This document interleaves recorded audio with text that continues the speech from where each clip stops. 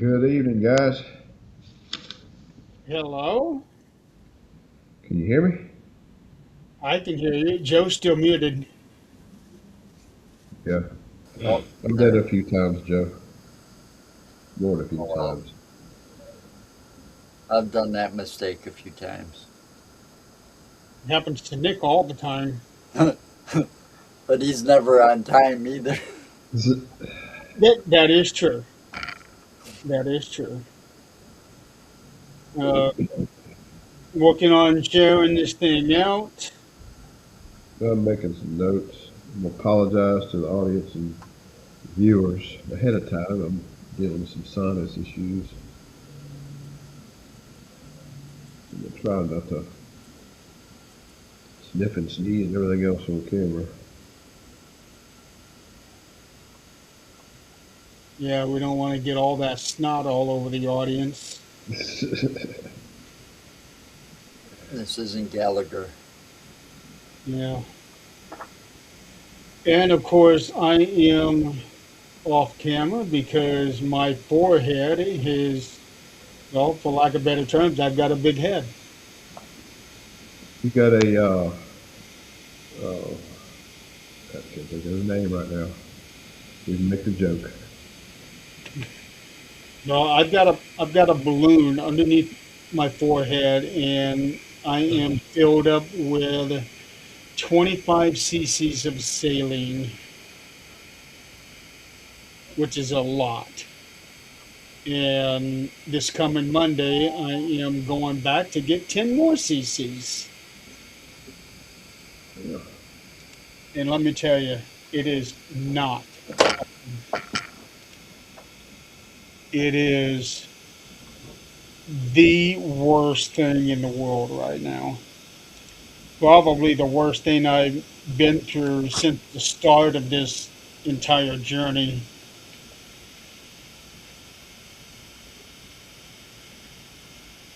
So I already know that this coming Monday is going to be really bad, but I am already on muscle relaxers.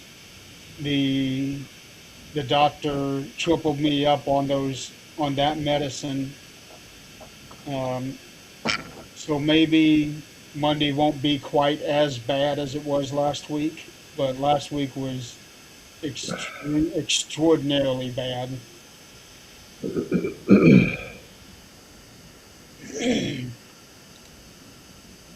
So, all right. So, in the spirit of not wanting to get the audience covered in stuff, we're going to try to breeze right through this thing. See if we can get this thing done in an hour. Anybody want to take any bets? Hmm. I ain't taking that bet. We'll I'm get not. off track and start talking about other things. We always do it, and I know for this first one here, we're going to have a lot to say about this Well, first you match. It know, shouldn't take that long to do there this was one. also a lot of releases too. Yeah, Yeah, we're that's definitely going to have to cover that when we But get done with this. the first match, that one was kind of disappointing. yeah. I knew that the outcome, what the outcome was. Uh, just the way they're pushing over. Yeah, Um, but you it know, should have lasted a little bit longer, but I think they're wanting to build him way up like they did Goldberg back in the day. the thing about that is that yeah, it should have lasted a lot longer. You know, it it was by far.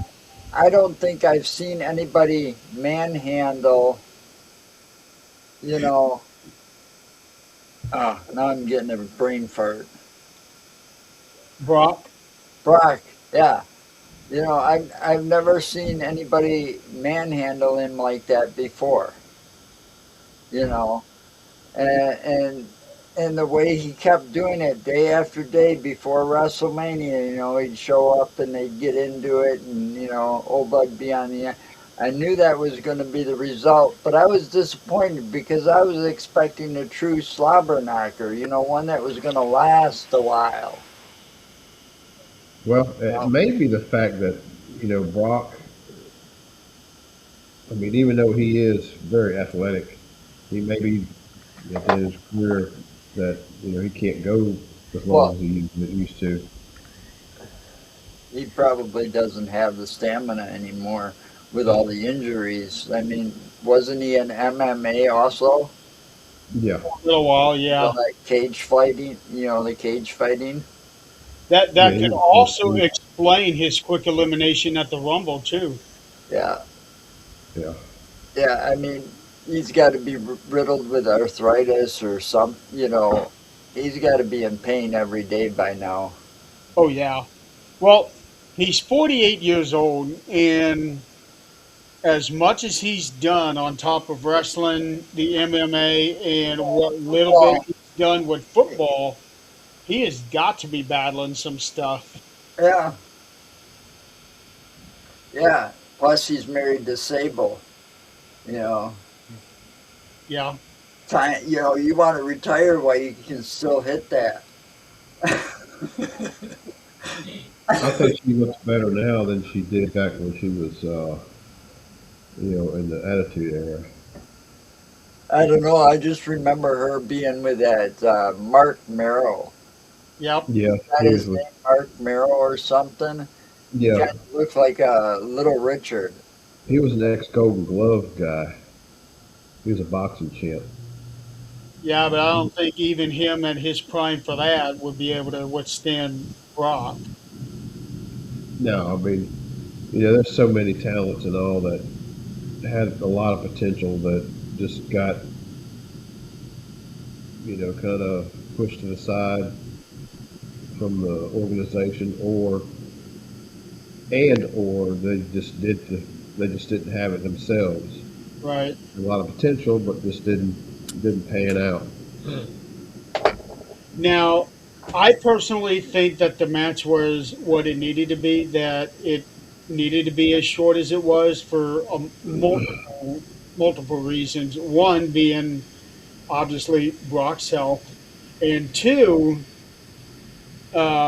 I think that the match was cut short more on his end because if you notice, Oba looked really shocked that he got the win already. Like maybe he was expecting it to go a little bit longer than what it did. Right. And the word out there is, and I want to get your guys' opinion on this too. The word out there was that nobody knew Brock was going to do this retirement thing. That's what I think. I think if anybody knew, probably Sable, maybe Triple H, a I couple don't even people think at Triple H most. knew. Uh, I don't think Paul knew the way he reacted. And I Yeah, know it's theater, but I think he truly was he was shocked. Speaking of Paul, I did see a video yesterday from the other side of the ring, and it was kind of hard to tell. 'Cause it looked like he was rubbing his eyes, but somebody was saying that he poked his eyes so that he could get those tears and get his face to be in that kind of like expression where he's really sad or hurting. Uh, But during the saw retirement the part, video, but it was hard to tell. I yeah. don't I Some don't think it people, would be. some people read into them videos too much.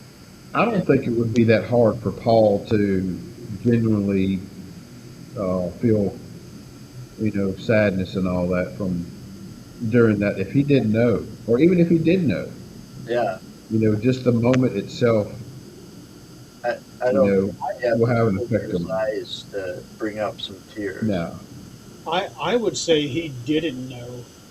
I mean, that guy.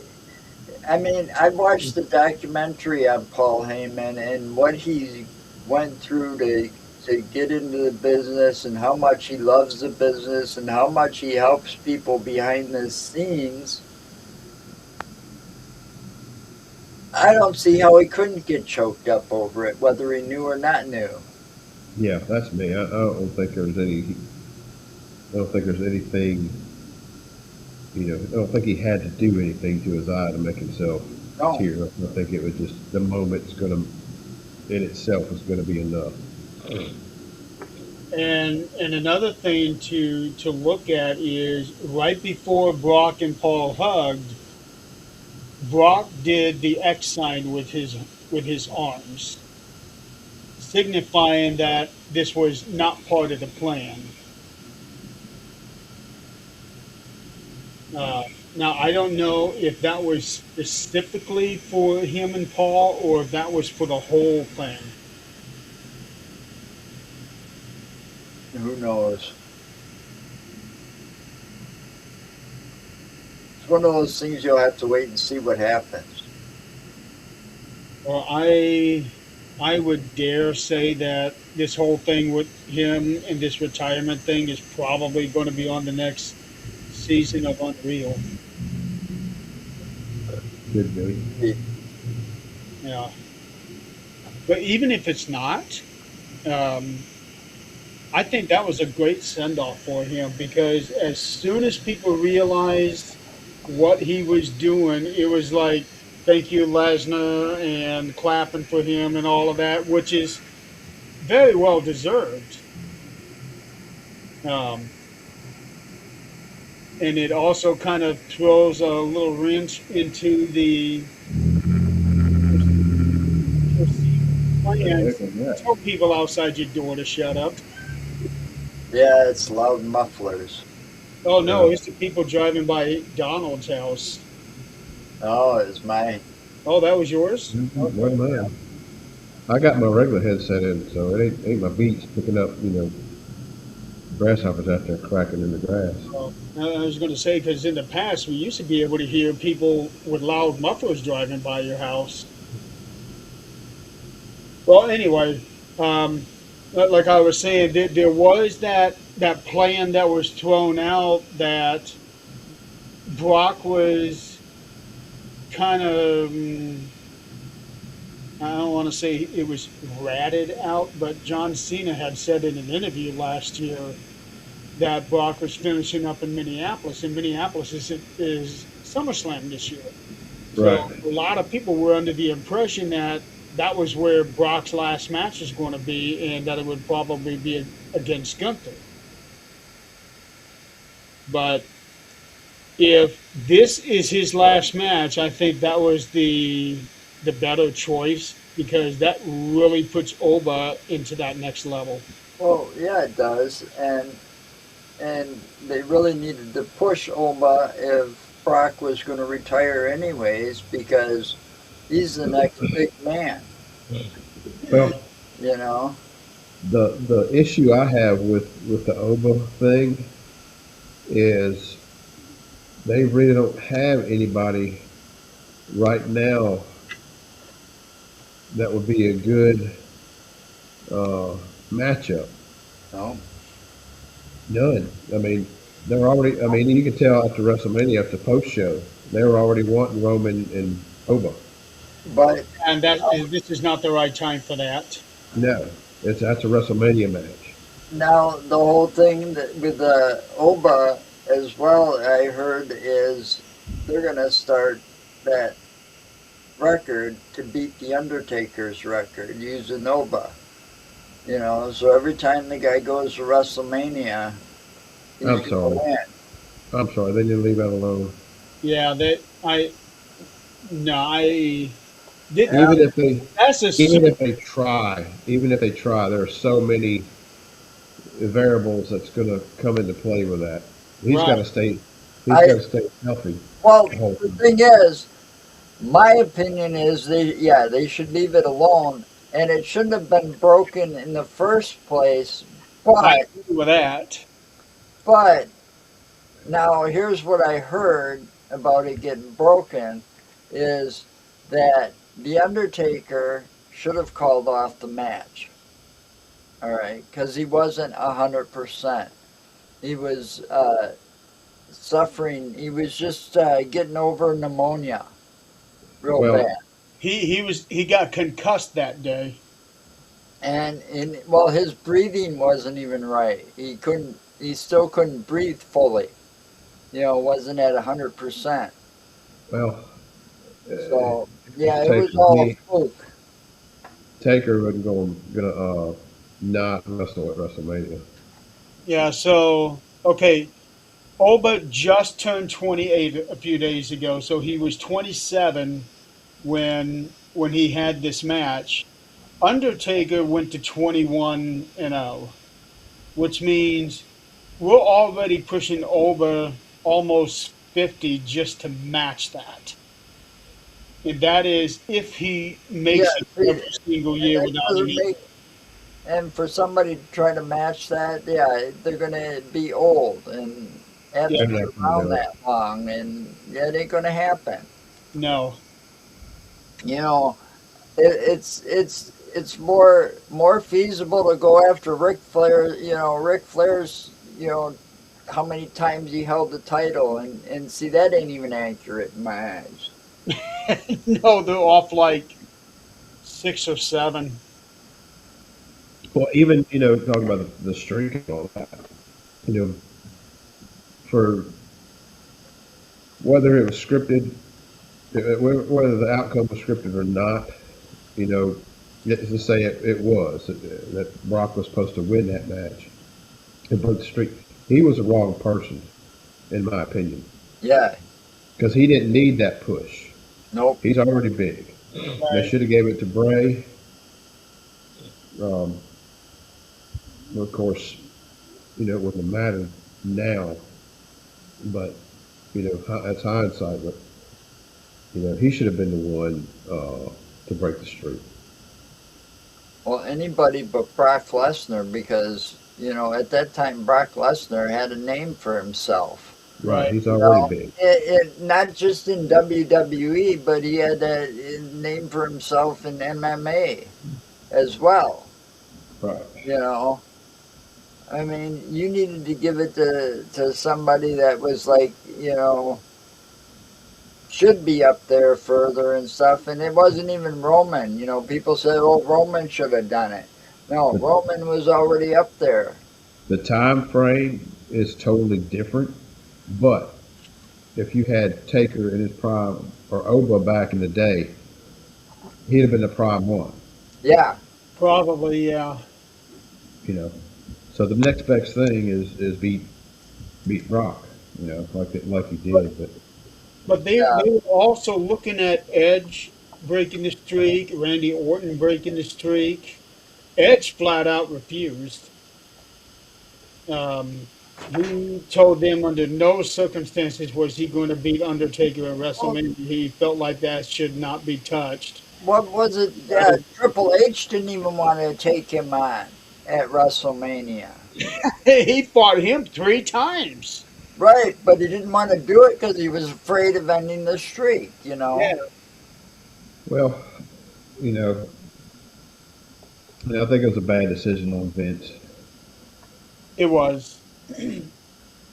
Um, I I don't think I have yet to hear an interview where one person agreed to that streak. I don't know what he was thinking. It kind of reminds me in a different aspect, but I'm a big Cal Ripken guy, big Cal Ripken fan in baseball. He was Iron Man. It was 2,362 consecutive games without missing a game. Wow. I remember when that was happening because they were reporting that on the news a lot. Yeah, the streak was 2,131 set by Lou Gehrig. Now Gehrig would get in. He was, of course, he was sick, so he would get into certain games and play just a little bit, to keep that streak going. Uh, Ripken, played the game, and he was the one who chose to end his consecutive game streak. He went to his manager and told him, "Hey, tonight's the night. I'm gonna sit this one out." So it was one of those things. I think they should have Taker should have had the the decision overall. Oh yeah, you should. He's always going to do what Vince wanted him to do. Yeah. Um, and I do Not to agree say that that he didn't have a voice in it. I really think if he decided, hey, no, I don't want to do it. I don't think this is the right time. This ain't what's right for business. He would have spoke he up. told Vince that. He Uh, told Vince that, and Vince was like, "Well, if not Brock, then who?" And yeah. at that time, uh, let me double check. I don't know if Roman was on the roster then or Yeah, not. he was on the roster, but he was already a top guy. Not yet. He was still with the Shield. Oh, that was Roman's first WrestleMania. That on WrestleMania 30. That was the first WrestleMania. So Roman, maybe they could have worked it down the road like they did a few years later, but by then Undertaker was in such bad shape. I do think that Bray Wyatt would have been the right choice, Yeah, but looking hindsight now, with Bray being gone, I'm I don't know if But uh, he still made his legacy, even bigger than it already is. it would, yeah, it would have really cemented his legacy. But if we're being honest, he had already cemented his legacy before he even fought Undertaker, because he already had the literally the whole world in his hands. Yeah. yeah. To this day, they still, they still do the little fireflies out there when Yeah. the Wyatt Six show up honoring Bray Wyatt. Oh, Yeah. and Well. that was such a horrible thing that they released every member of the Wyatt Six. I that Hey, Yeah, that hey, and Josh, was horrible. before they could get to the point, because that's where I said they dropped the ball. Yeah. Alexa Bliss didn't even get a chance to join them. So, because they diverted her and put her with Charlotte because Charlotte needed a boost. I wonder So if they already had it in their minds that we don't really have anything going on with them. That we're not going to put Bliss with them because we're fixing to get rid of them anyway. Well, they had just gotten done with a several month long program with the MFT. Yeah. I don't understand. I don't understand their thinking on releasing the White Sick. I don't understand the release on releasing Kari Zane. Though I got a theory on this Kari Zane thing. Now I've heard reports. One report was that she was, of course, she was released and that uh, she had told somebody she wanted to go back home to Japan. That may be speculation. It may be a rumor. Um, She made a post on X that didn't completely um, deny that, but at the same time, she said, "I did not walk away," but she didn't address the Japan statement directly.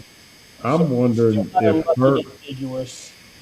I'm wondering if her release is a work to because now you got Io and Asuka. Of course, they're going to wind up fighting at Backlash, and I wonder if she had going to pop back in and then turn on Asuka.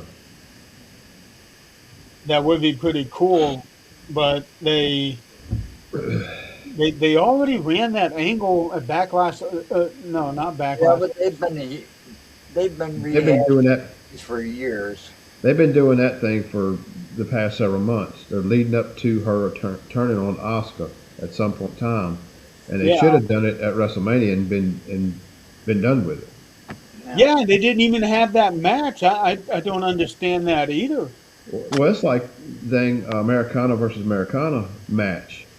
Now at a AAA, Yeah, there's going to be a mask versus mask. That's a WrestleMania match. yeah, it or was. at least something that everybody could see because unless you know exactly how to watch these AAA things. Yeah. Now I wonder if maybe they already had it in mind of releasing her before WrestleMania, and that's why that match didn't happen at WrestleMania. Very good possibility, but hell, let her just go ahead and do it.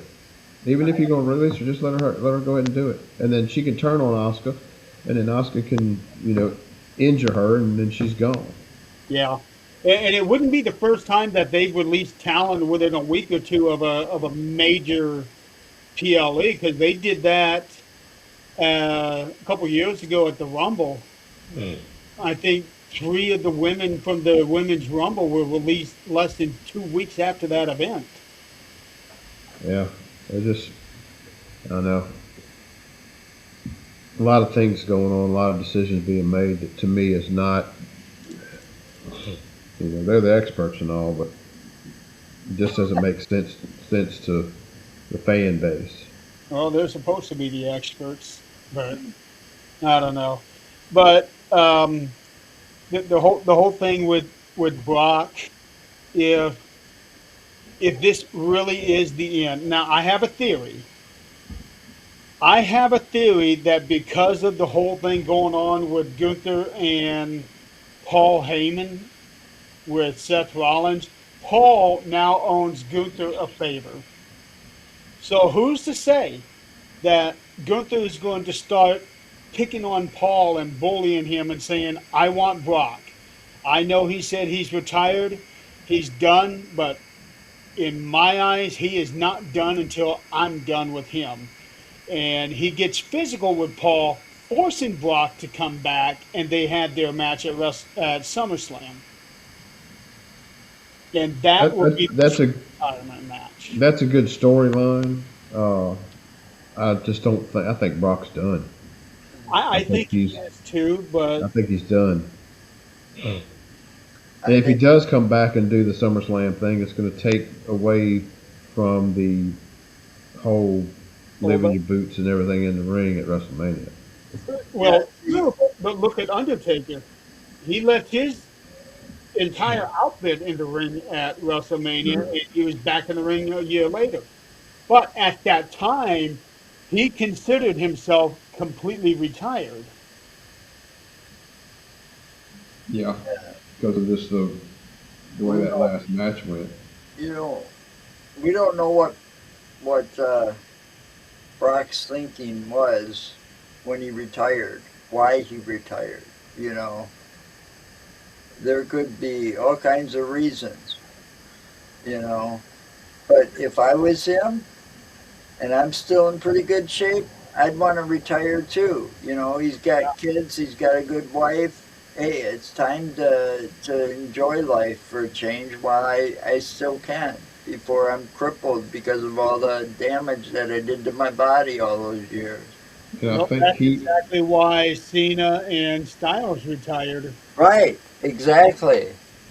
and I think that Brock is going to be a lot different than those guys. He'll come back for for Hall of Fames and things like that. I'm sure he'll probably show up at SummerSlam. Uh, but I think he's done.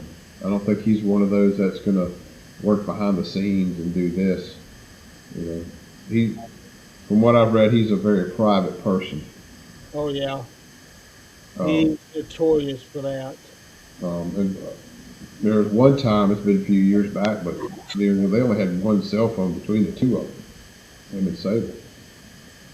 They were very private people. Um, Yeah, they moved. You don't even live in Texas anymore. yeah, he was in No, Montana, lived wasn't in Texas. No, he was in Texas. He had a ranch in Texas. he? I thought it was Montana. I But thought it was anyway, Minnesota. they are in Yeah, Canada now. Yeah, rather, Yes. I think he's he's been in Canada for a long time. I think he's content and doing his whole Saskatchewan. ranch in Sask, Sask, whatever that is. Saskatchewan. Yeah, that's it. Yeah, that sounds right. Ashley, Right. is that the one that's bordering Minnesota? I don't know, but I know that I heard that he is no longer in the United States. He's now a Canadian citizen. Yeah, All right, well, we're 30 minutes in and we've only gotten one match done. Okay, next match. all right. So the next match is the ladder match, pack ladder match for the Intercontinental title. Penta defending against Javon Evans, Dragon Lee, JD McDonough, Rusev, and Rey Mysterio. Um, Going back on the previous match we just talked about, we all picked over to win. yeah, So yeah. Um, so this match had some complaints on it. Not the match itself, but the entrances. Dragon Lee, Rusev, and JD McDonough got what people refer to as the jobber entrance, meaning that us viewers watching this thing did not get to see them come out. we Only got the to see audience commercials. saw that. Exactly. Um, and that's a problem. Now, granted, I know years and years and years ago, they would, like WrestleMania 6, 7, 8, they would be doing these interviews and wrestlers would go out during that time and already they're there. But WrestleMania back then wasn't the show that is now. No, And I I, mean, you got so many damn commercials now, it's ridiculous. yeah, I did see a video of Dragon Lee coming out, and he had this big dragon wings coming out. It would extend and everything. And I'm thinking, that would have been really nice to have on the main show. Oh Yeah. shit.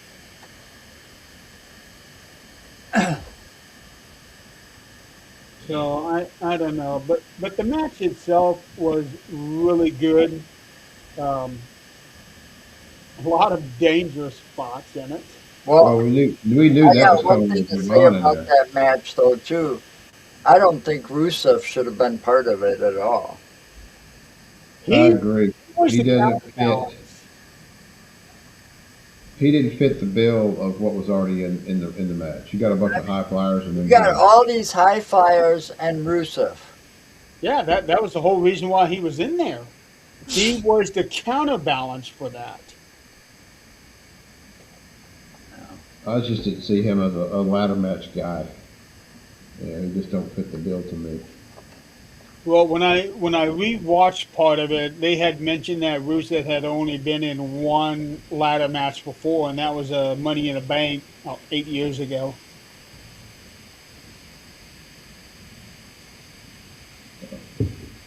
There was that one spot there in the middle where I thought he really got hurt.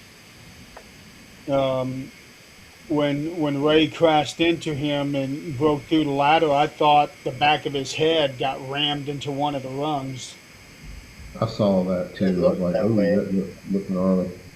Speaking of that, Soul got injured Yeah, I on thought at it. that point he was out the rest of the match, but he came back in and did that spot with Javon there at the end. And then there was the Mexican destroyer that Penta gave JD. And it was funny. Michael Cole said McDonough's dead on the show. And he really looked like he was too. His body just went completely limp. Well, he did the right thing at the end, though, to keep his belt. I mean, I don't know how many times I've seen people climb that ladder and they're sitting there reaching for the belt and they're, they get, somebody shakes it or throws it off balance or, and they fall. He sat down before he reached for the belt. He straddled the top of the ladder. More people should do that, and they might win more often. Yeah. You How know, do you like that spot with Javon hanging off the? I really thought that he was going to pull that off and and take it drop off with it. Yep, and drop it. That's what I I thought. thought so too. I thought he was going to break one of his ankles when Rusev pulled him down. That was a hard land. I like Javon Evans, but I feel that he's going to wind up Bouncy, getting injured somewhere within the next year or so. He's going to get himself hurt some with all the crazy stuff he does. bouncy. Yeah, he's fun to watch. He, I like he I like is, watching him. um, and he's had some close calls during the last few months. Yeah, springing up and jumping way too high for a move and almost landing on your head. Yeah. He's done that a couple times. Well, they actually stopped one match on Monday Night Raw. They thought he was having a concussion, and I kept rewatching that whole match, trying to figure out where he could have possibly had gotten hurt, and there was nothing. It just automatically they called it. Hey, Javon can't continue anymore, and I watched the whole thing. Where did he get hurt? And then it turned out he wasn't hurt. But yeah, I really do worry about Javon, and he also went into the history books. He became the fifth youngest wrestler to make his debut at WrestleMania. Oh, The Uh, fifth youngest. IShow Speed was the fourth youngest wrestler. Oh, who's the first? I show Oh, it's speed got to be but a Dom. joke. It's got to be Dominic. No, the youngest wrestler was actually a guy named Aguila. That was like WrestleMania 15, I think. Let me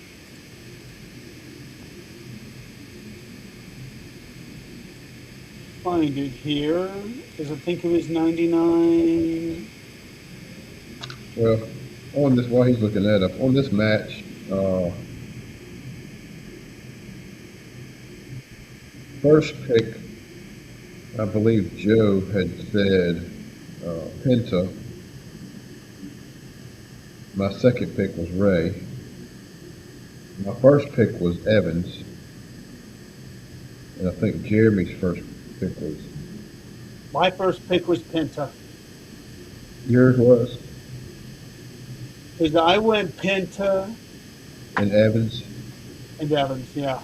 I went Ray and Evans, and I guess Joe's the only one that picked Penta for sure. Or you picked Penta. That I can't think. I got too many notes on there. Okay. It was the opening match of WrestleMania 14. It was Taka Michinoku versus Aguila. And Aguila, let's see, that was uh, so that was March 29th, 1998. Mr. Aguila was born December 10th, 1977. So So what, did you have a spot in there? he was 19 years old when he debuted at WrestleMania. Was he actually wrestling, or was he just, Yeah, there? he had a match against Taka Michinoku in the Oh, opening match. So so that makes him the youngest. Oh no! I forgot about Nicholas. So Aguila is the second youngest. Nicholas is the youngest. He was like 10 or 12 when Braun Strowman put him. Yeah, I was gonna say, wasn't he tag partner with somebody and they won the belts? I that's forgot right. about. I That's forgot right. about him. I forgot about that one. Yeah. Well, he didn't even touch anybody. He just tagged in and tagged back out. But technically, he had a match there. So yeah, I forgot about him. He's the youngest. and there was somebody there in the middle. I don't. They actually had a list shown on one of the shows. It had Nicholas Aguilar, someone else, ISO Speed, and Javon Evans. Yep, Renee keep going. I'm gonna step away for just a second. Okay, it was Rene Dupree. I remember him now. So yeah, Penta was my first pick. Um, I was actually really disappointed that they did not figure out a way to get Vikino in this match so that he could represent AAA. Well, they could have just got rid of Rusev. No, usually these matches have 7 people in it. Yeah, well, So I don't know why they couldn't have just added him in there. maybe scheduling conflicts. I have no idea, but it would have been cool to see Vikino in there because he would have really riled that crowd. Well, there's a lot of those guys from AAA that I would have loved to seen in that ladder match. You know, because there's two people that I felt didn't even deserve to be in there, and that's Rusev and JD McDonough. I You think know, JD was put in there because of what he did last year when he had that really bad injury. So I think he was added in there so that he could have a WrestleMania match under his belt. That's my maybe, but I'm just saying,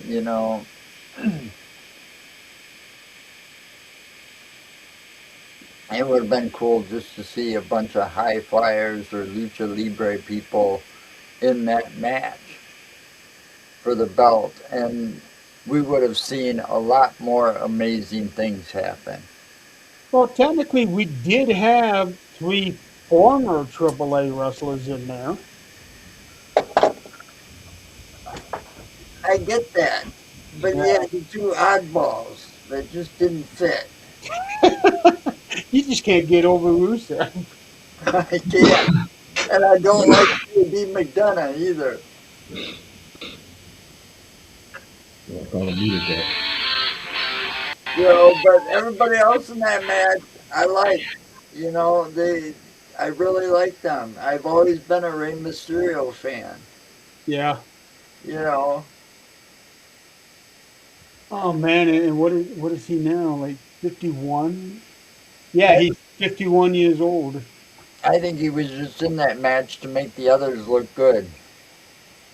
You know, He definitely did.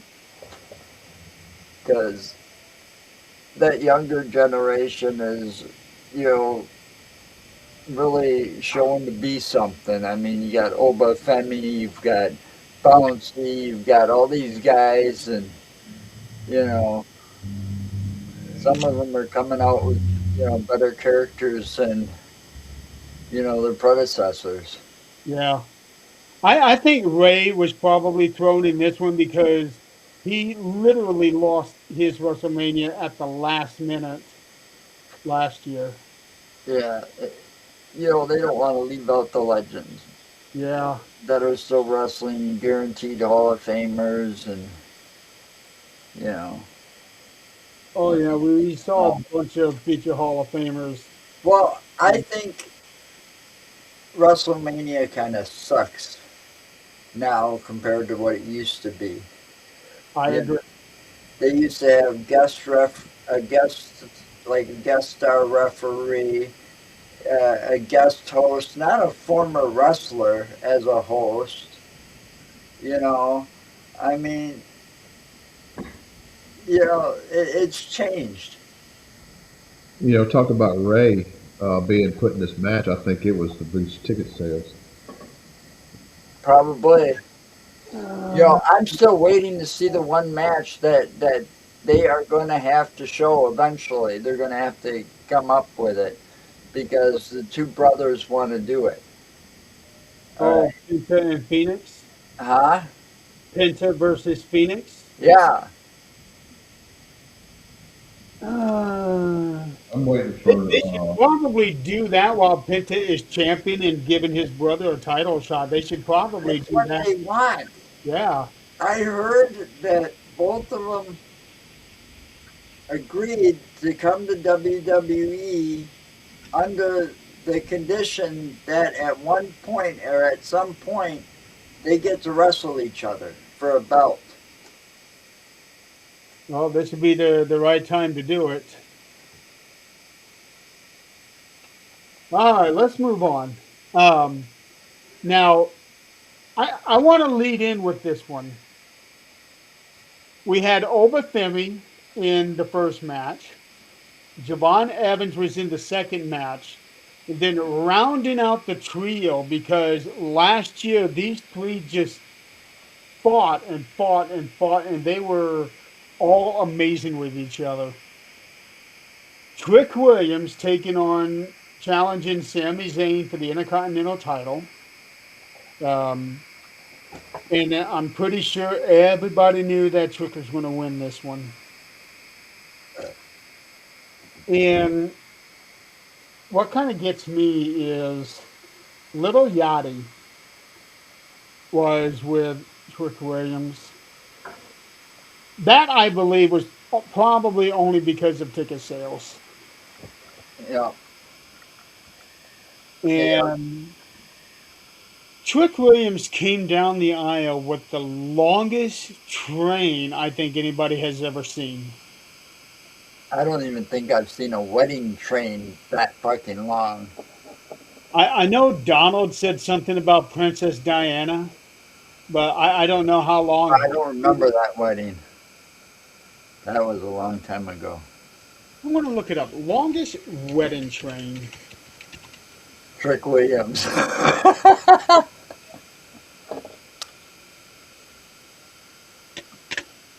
Okay, let's see here.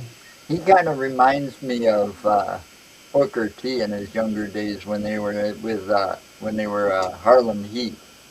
A lot of people have been saying that. Okay, Princess Diana, her train was 25 feet.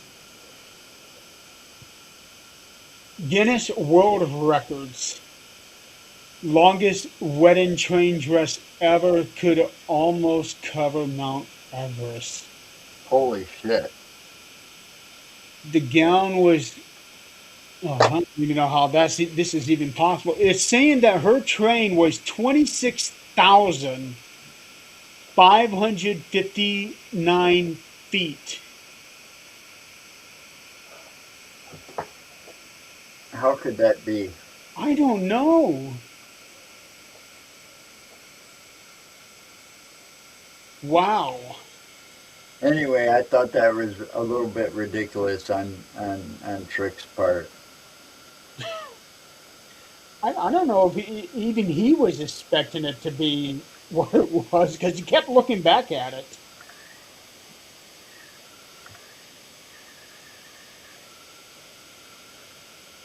You're muted. Donald, you're muted.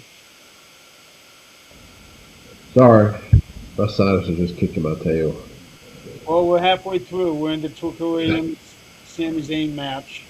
Yeah, that wasn't that good of a match. We were talking about Trick's train and wondering how long it was. You had mentioned Princess Diana.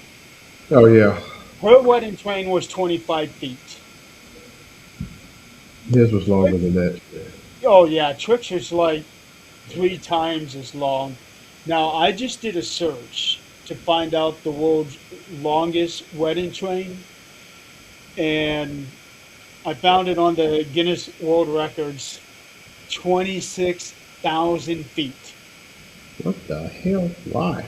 I don't even know how that. Good question.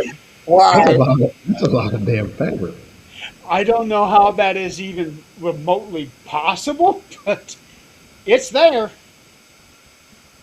Uh, Says here, construction company Dynamic Projects, with the help of 15 volunteers, spent 2 months stitching individual pieces of the train before sewing them all together to form a whole. That's ridiculous. uh, and this was Just did that. okay. Just they This did was that because published they in could. 2017. So this was, yeah. I don't know why. I'm not even sure how that would even have been possible. That's a lot. That's like over 5 miles. That's overkill. Yeah. I'm pretty sure a record like that will never be broken. But it's the previous record was set in 2006, where the wedding train was 15,000 feet. So I don't know if anybody is going to be ballsy enough to try to break that one. But anyway, and Donald, let me know if you agree. I believe that the reason that Lil Yachty was with Trick Williams was to help ticket sales. I I don't see agree. any other Uh, reason why he would have been there. I agree. Well, they're trying to boost in the younger generation, boost ticket sales by getting all these rappers and younger, people, listen to these rappers. So you get them all sitting and you got to point them all out in the audience as well. And Here's my thing: if you want a TKO, if you want to boost ticket sales, lower the damn ticket prices. prices, Yeah, right? no kidding. That's how you reduce. I mean, Well, I've always said, that's with anything nowadays. I've always said, on a product, you sell it at a cheaper rate so that more people will buy it. Eventually, you will make a lot more money in the long term Yep, than you will having high prices where only certain people can buy this. Right, and it also helps out the venue because if they have more people there, that's more people buying drinks, buying food, and also buying merchandise. Exactly. exactly. Exactly. So it boosts sales. That's how you boost it. Lower the ticket prices. Don't get these rappers and pay money for these rappers to show Yeah. up. Use the money to lower the fucking ticket prices. Right, but here's the funny thing. Last week, Maven put out a video. He crashed WrestleMania. Well, he didn't make it past the ticket people. He didn't have a ticket, but he was interviewing people as they were coming in. And a lot of the people that he talked to waited until the last day to get a ticket. And one guy said he bought floor seats for $300. Yeah. I saw some of that. And I'm thinking, By the rampway, by the entranceway. I never did catch where he was at. I just heard floor seats, 300. And I'm thinking, holy shit, I could have gone to this WrestleMania if I'd have done that. Yeah. Um, There was a couple people I saw a couple videos where they talked about that, and they were right at entranceway. yeah, so It's like, think about those guys that spent $15,000. How upset they had to have been. You know they were upset when they started doing the discounts. yeah. I know I would have been. Um, I saw a video where some fans were going to ringside and stealing some of the chairs. You got arrested for it because they had a certain colored armband on, yep. where those people could take the chairs home. They were just helping themselves to some of the chairs. Yeah, they had like 3 or 4 different checkpoints they had to go through before they could finally get out of there. Yeah. Um, oh, I want to bring this up. Going back to Oba.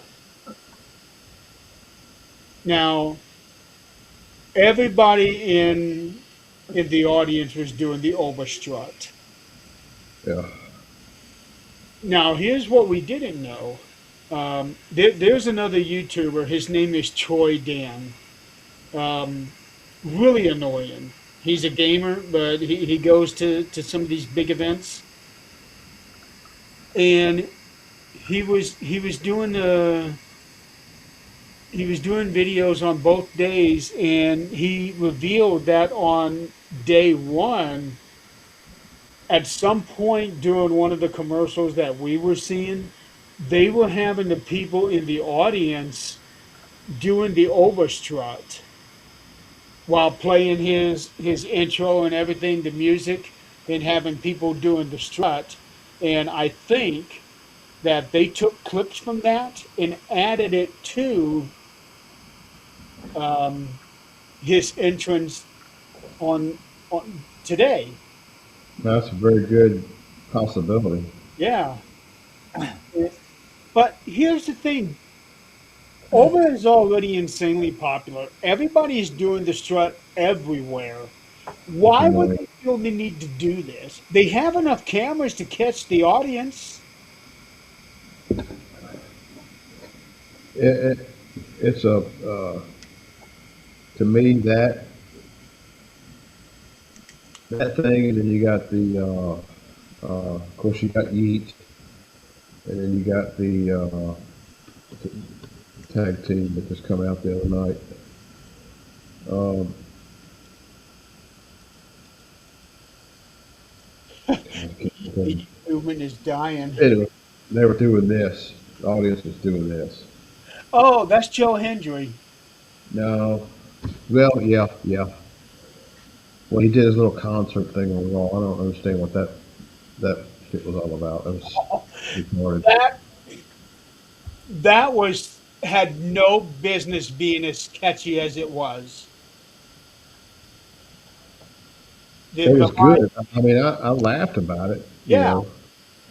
but why are you putting Joe Henry in there to sing and play the guitar like dang, Well, well, The I Rock think on they it? want to get him already involved with a big name. So getting him Well, in Logan Paul, I think. I get it, but there's another way to start this feud off. Yeah, well, I think this was also their way of acknowledging, the fans' unhappiness about the releases, like a subtle way, Yeah. because Yeah. they would not have allowed that to happen if they didn't want it to. They also said that the releases were due to business cutbacks. What did they say? Well, if they wanted to do Budget cuts. business, That's it. That's the word I was looking for. Budget cuts. And yeah, if I'm they like, wanted Well, to do budget you know really? cuts, what? With TKO's money and the WWE's money, you're talking budget cuts? You know Really? what? Oye You know, Emmanuel made 62 or 67 million dollars. well, you want to work on having to cut your budget because you're not bringing in as much. There again, lower your damn ticket Ticket sales. prices. And lower the merchandise price. Some of those Oh yeah, championship belts were costing like $2,000. yeah. I saw Well, that. you had Tomahawk Even with steaks the for discounts. $500 the first night, and then they're discounted the second night for like $150. I ain't paying $150 for no damn steak. Yeah, I don't give a shit how good it is. I eat a damn $20 hamburger. yeah, no kidding. Okay, let's get back into Trick and Sammy. I feel like we're really giving these guys the bad rep here by talking about so many other things. You know, Uh, I want to. I want to see Sammy turn and heel, and I think we're going to get that. Uh, oh, he's already healed it. I think he's already turned, Mm, especially after SmackDown last week. He's full blown heel. I didn't get to see SmackDown. Well, I he he, can't watch fin- SmackDown. he actually did what I was wanting him to do the previous week. He was The inside Gingerbread that Man. gingerbread outfit. Remember, because I kept saying that's Sammy, that's Sammy, that's Sammy, and it turned out to be someone else. Well, last week it was actually him in that outfit, and he started beating up on Trick and Lil Yachty.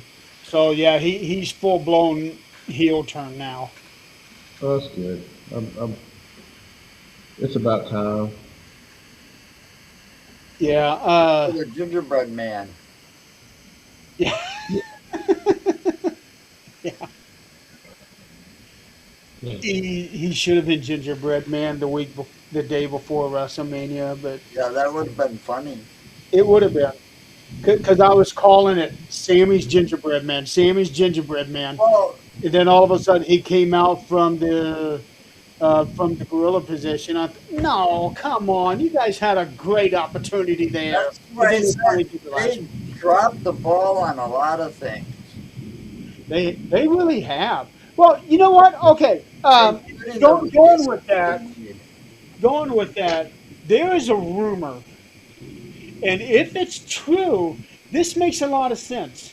There is a rumor that they used AI to completely map out the Cody Rhodes Randy Orton match from night one. And with all the different twists and turns and confusion and everything, it would make complete sense if that's actually happened. I don't know. I just know that they're dropping the ball, and I also heard a rumor that Braun's on his way back. Braun Breaker? No, Braun Strowman.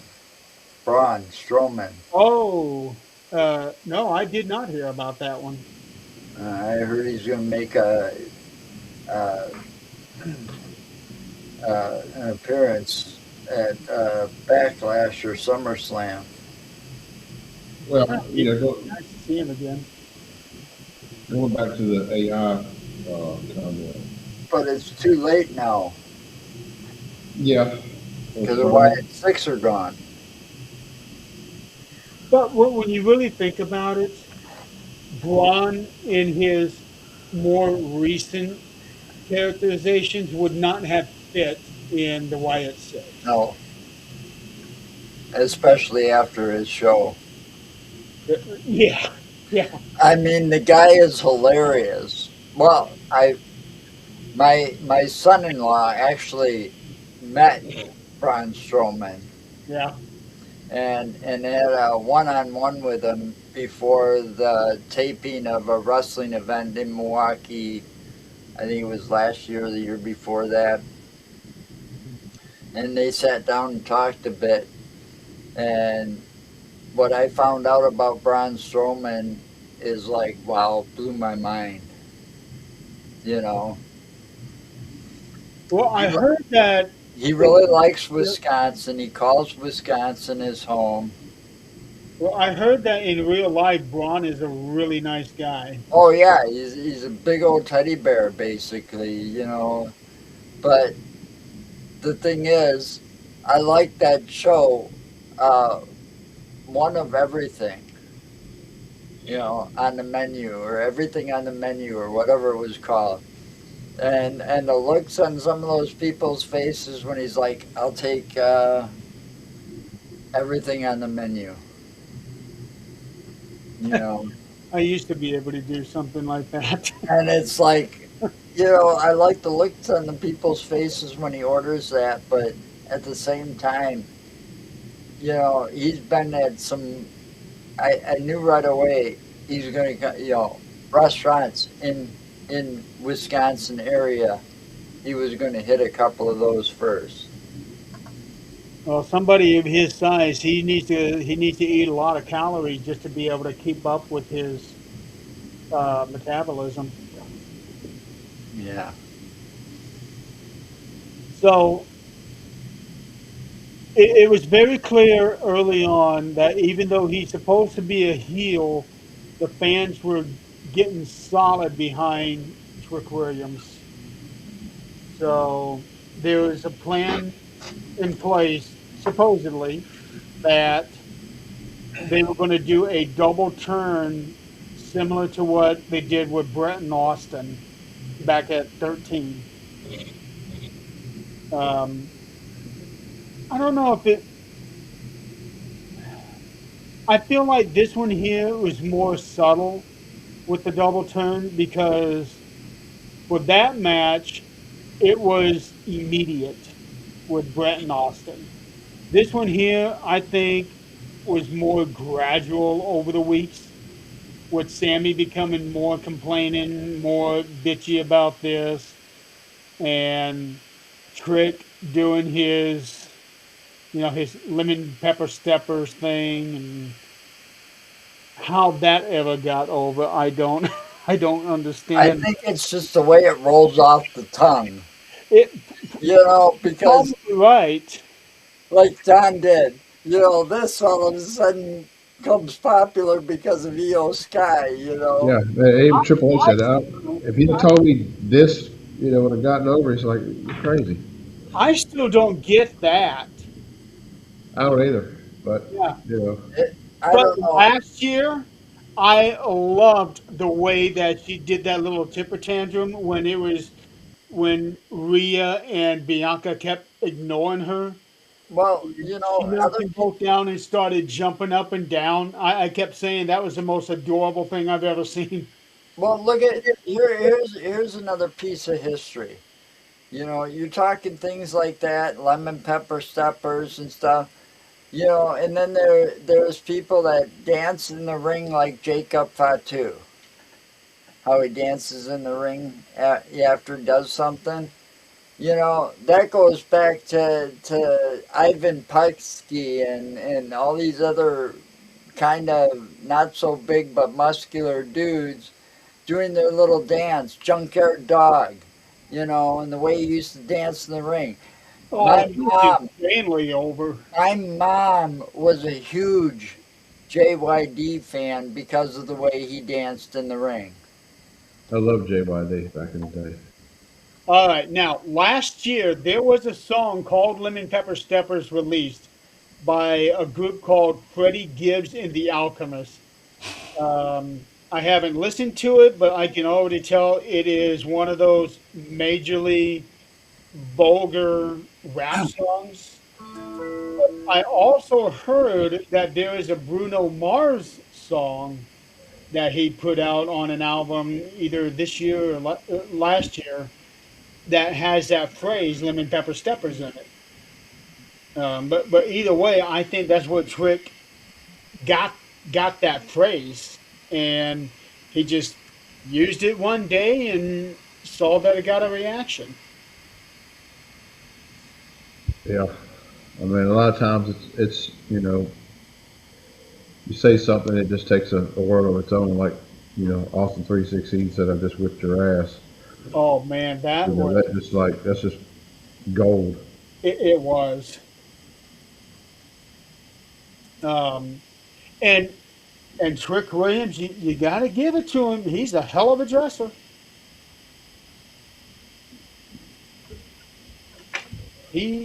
He's got style.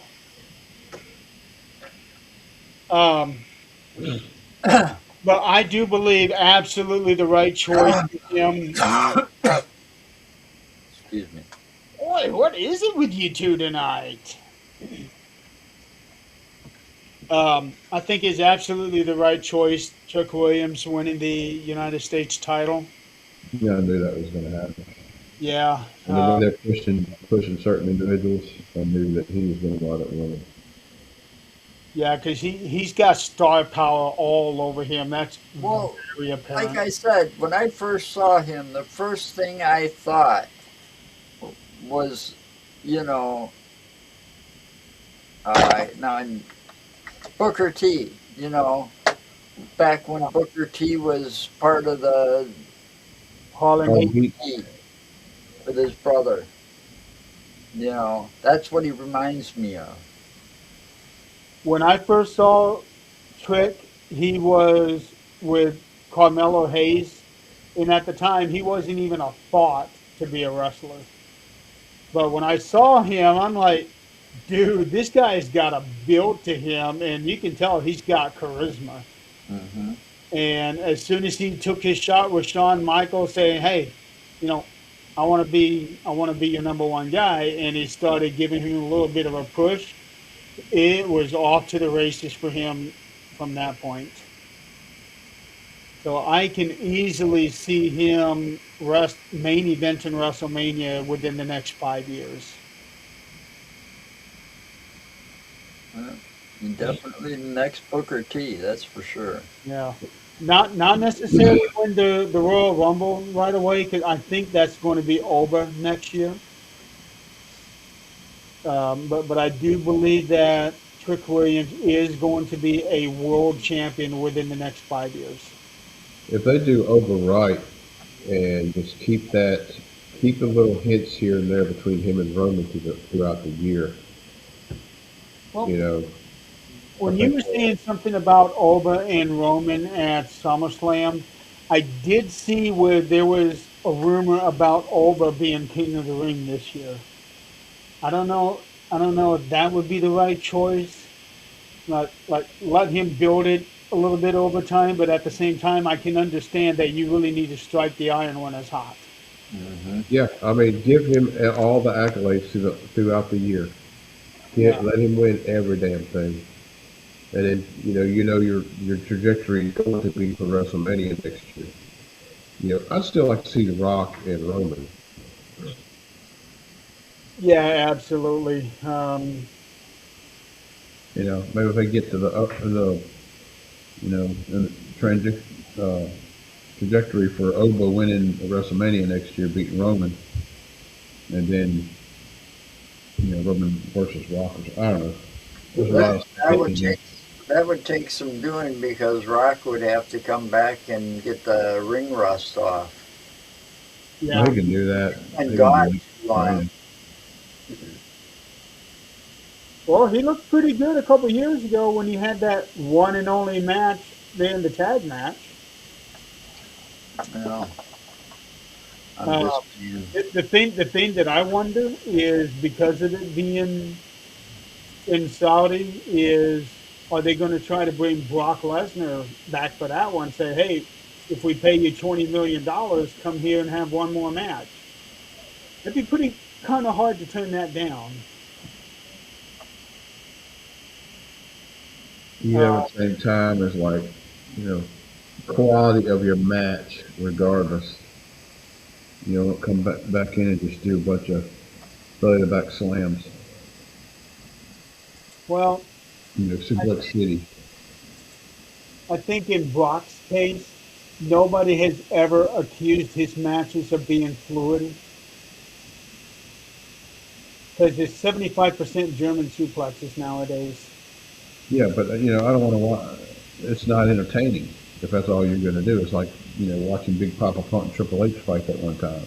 I It was know. boring as hell. The fans were booing that match while it was going on.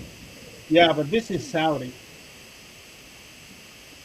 So this is a completely different audience. Okay, let's move on. Finn Balor versus Dominic Mysterio. We find out a couple weeks ahead of time that Finn Balor was going to bring the demon back out. I think that was a mistake. They should have made let that be a surprise for us. Yeah, that's the other place they dropped the ball. Yeah, and then the day of, they announced that it is going to be a street fight, which I could go either way on that one. I don't know if that would have been the right match to have a street fight. I can understand why they did that, Food but sales, huh? food sales. Yeah, but the thing about having the street fight, then that just leaves it wide open for all of Judgment Day to come out and interfere, and not one of them came out. Yeah, you know, we've talked about the whole demon thing coming back. They did the poster, they announced it all that. We all agreed that was dumb. Why do a little hints here and there and the little promos with him with his eyes turned black? If we're just going to put the shit on the poster.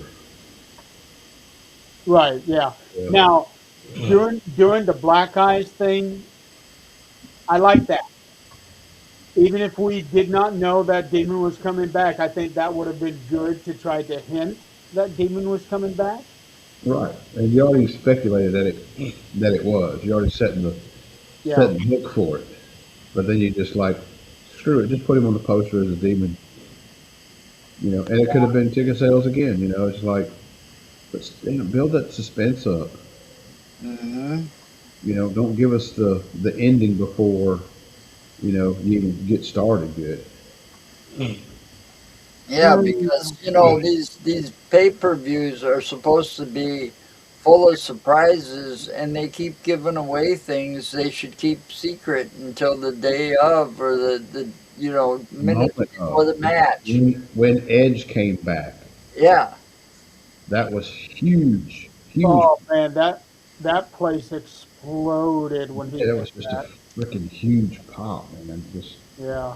and see, think about the pop as if okay, this it's Finn Balor versus Dominic, and it's going to be a street fight, and nobody knows until the minute the music hits and he comes out right, as as a demon. And think about how the crowd would have reacted then. But everybody knew. right. It's kind of like the Page thing too. They got it Yeah, leaked. the And Page people thing. coming back. Everybody knew Paige was on her way back. Yeah, Oh man, that was holy cow. Michael Cole saying nobody knew she was coming back. Well, you about the only motherfucker I know. that didn't know. The Joe, guy I'm selling popcorn actually and the glad. concession stand knew it. Right. Joe, I'm actually glad you brought up the music. I am so happy that Finn got his old music back. Um, I did not like the music that he had with Judgment Day, and apparently neither did he. But I am glad that he got his old music back where they do the whole wide arm open thing. Yep. Yeah, Oh, and now I wonder if Cody is going to have a problem with that. It's different it's because Lyra does it too. It's yeah, different, but it's still the same thing. not really. Not everybody going to do it in the audience. It's like the yeet thing. It's like the yeet thing. They all do the waving like. But more people do that too, because and it's not always about the yeet. I feel like they're trying to kill off the Yeet movement. They ain't going to be able to kill off the yeet movement. But I think the music changed so that it doesn't say, how did it go? It went just me, It's just and me now and it says Oos. Now just it's you and us, me, Oos. or you and me use, yeah. Yeah, it's you and me, Oos. So that kind of kills me a little bit with the whole uh, Jay turning. I don't see that coming when they just change the Yeah, lyrics see, I and don't think Jay's going to turn because I think they're going to be going for another title well, run. they're gonna do another bloodline story. You're gonna add Yeah, that but at the bloodline same again. time, look at the. All right, Jay didn't. What I know about the Usos is Jay didn't want to be in it, and Jimmy did. Okay, so one came along for the ride, and they both ended up being one of the greatest tag teams to ever be in WWE. They're Yeah, better. They're better together. Well, I many I people have actually said said that. that when Jay was going solo and that you're nothing but a tag team, but still he had to prove to himself, I can get the single titles.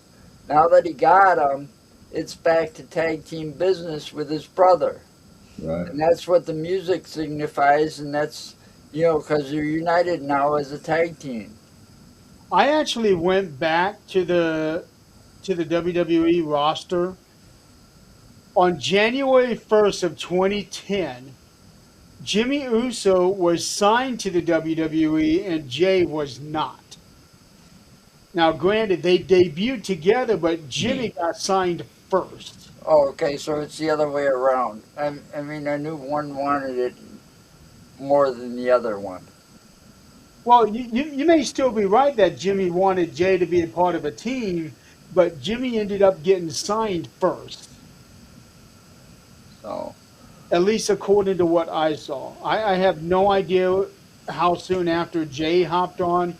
I just simply looked at that particular date because I wanted to see who those that were signed at that moment on that day were still here, and we have yeah, like 12 of them left total.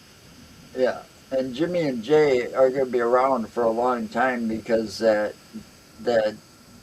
Samoan legacy is not over with yet. Oh no, they still got a long way to go. And Because I know of at least two that are in NXT. I don't know their names, but I remember once where one came from NXT. He was brand new. Maybe he came from the place in Florida to save Roman's ass. And they Uh, announced him as one of the, part of that Samoan thing is like Roman's nephew or cousin or something, one of those. I know who you're talking about. But Lance, was it nobody's seen Lance? him since. Was it Lance? It might have been. Okay, yeah, that was actually brought up somewhere recently. It was just only for a short amount of time for him. the way they're doing with the Samoans and all that, bringing this one in, bringing this one in, bringing this one in, the Samoan family will always be part of WWE long after we're gone. Oh yeah. Because that family is just going to keep on, Well, they've been in breeding them in. You know, they've been in the business for a long, long fucking time. yeah. Ever since the head shrinkers got signed back in August, I think it was either July or August of '92. There has been somebody from that family signed to that company ever since. They were Pardon in me. wrestling before that company was formed. Oh, I know, but I'm going by I when was watching they hopped onto AWA. the company from July or August of '92. There has been at least one person from that family always signed to the company. I'll Um, check something right but quick. anyway, let's get back into Finn and Dominic. So, one, I am happy that they are still trusting Dominic with a match of this caliber at WrestleMania. 'Cause that shows how much faith they got in him. Um, and the fact that this is now a singles match, I think this is actually his first singles match that did not involve his father.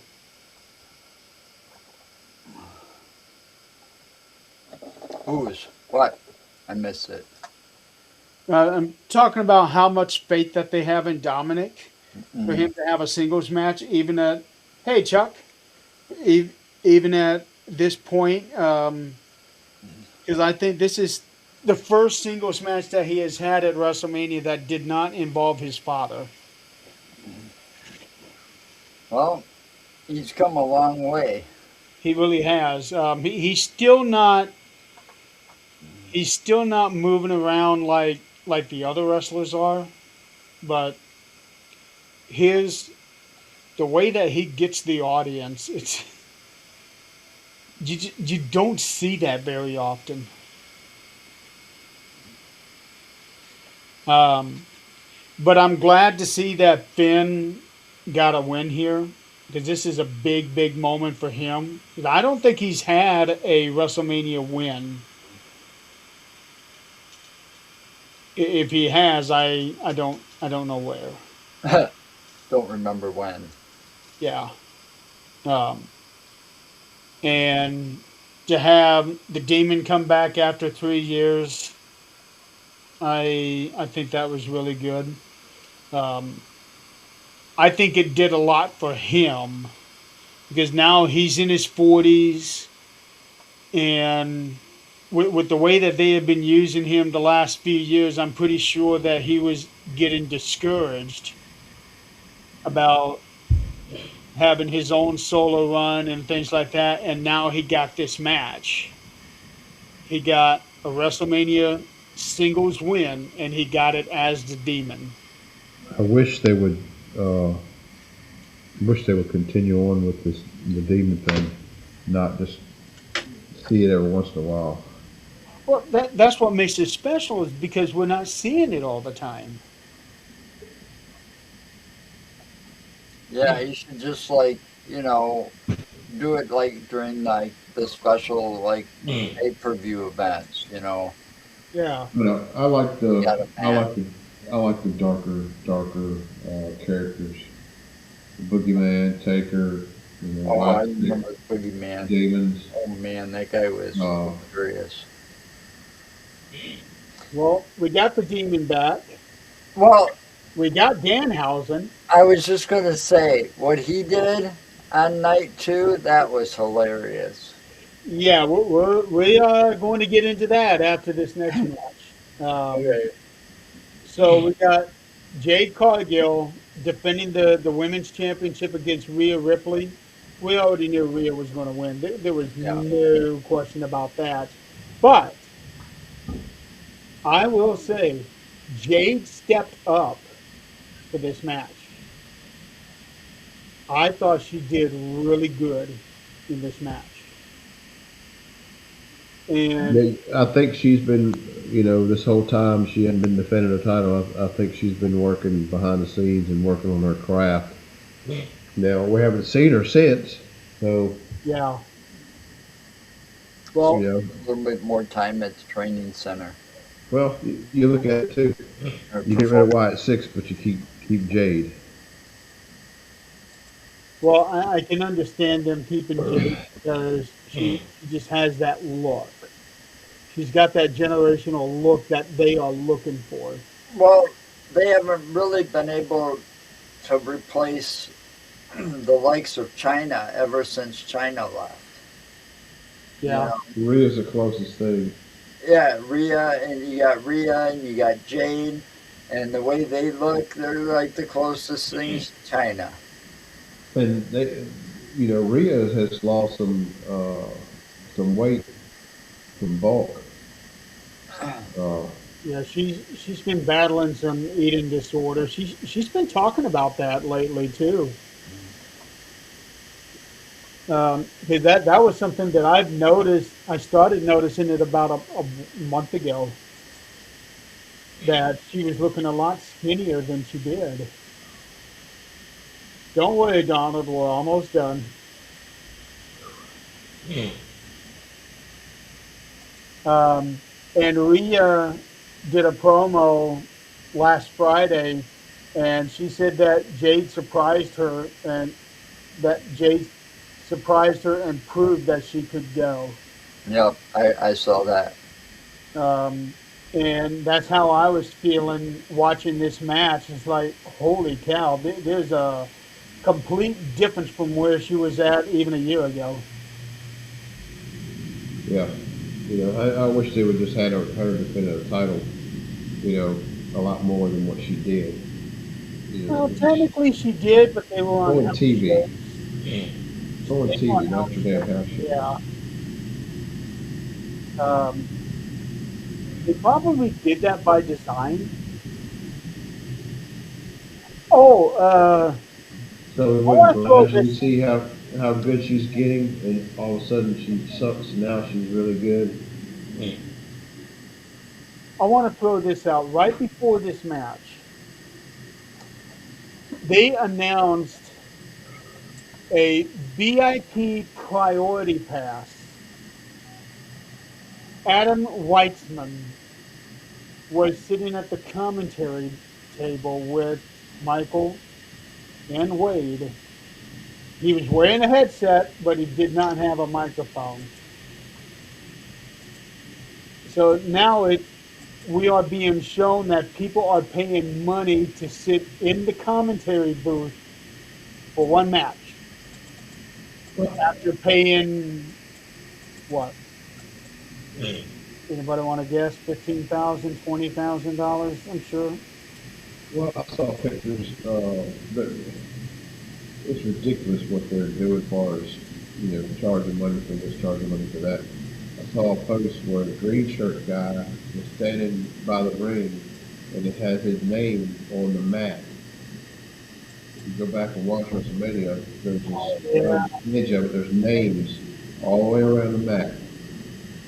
the green shirt guy was one of them.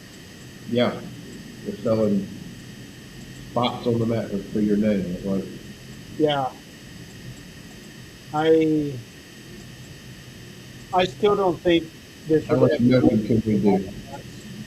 Huh? How much milking can we do? Uh, I think they said that the names on the mats were like 10,000. Holy shit. Oh, that's And that's people with too much freaking money. yeah, Yeah.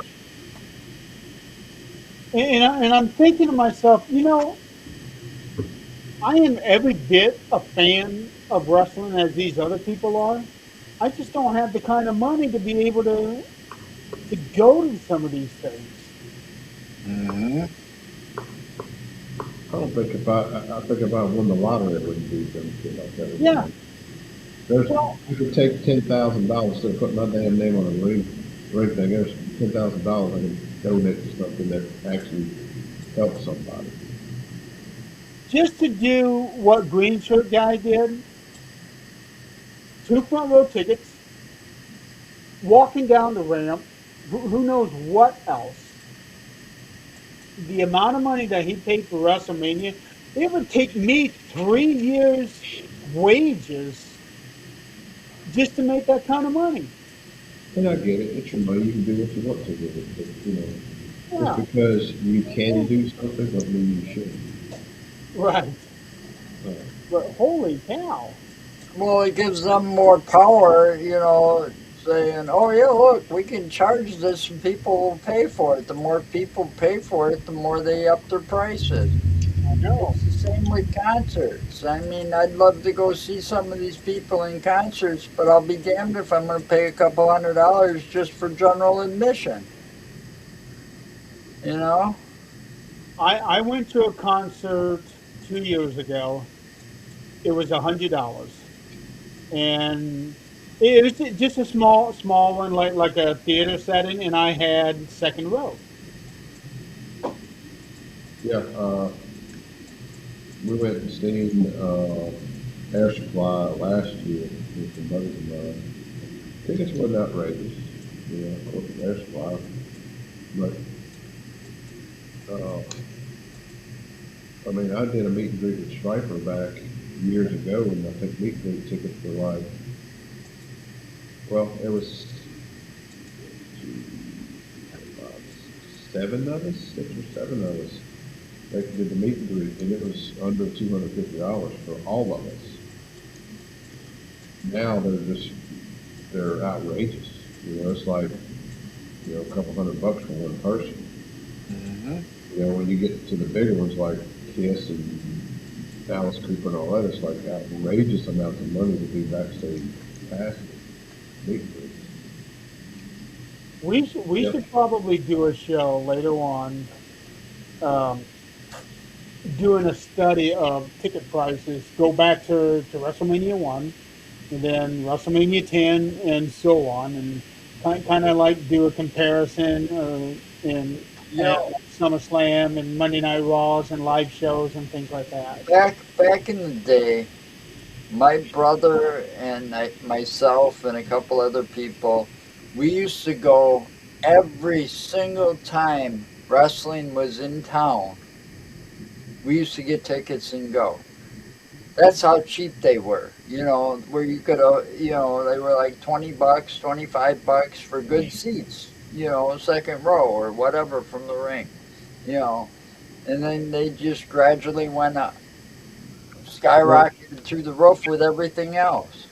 well, I remember watching local shows from here with Continental Championship Wrestling, Mid South.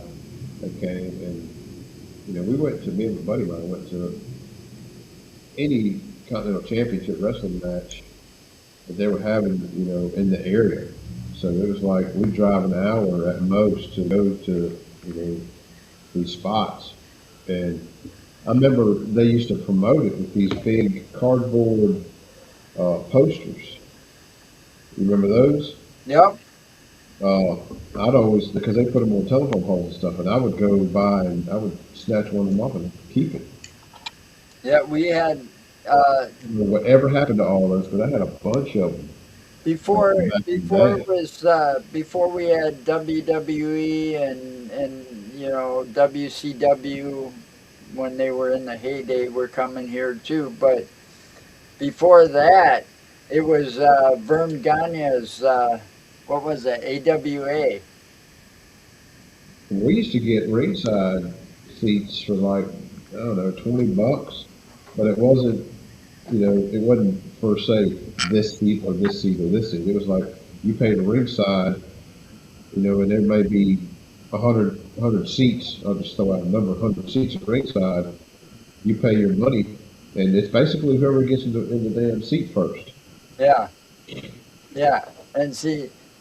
AWA when they came here was like that, and they were at a high school, in like a high school gymnasium. They weren't at the Coliseum or anything, main venue.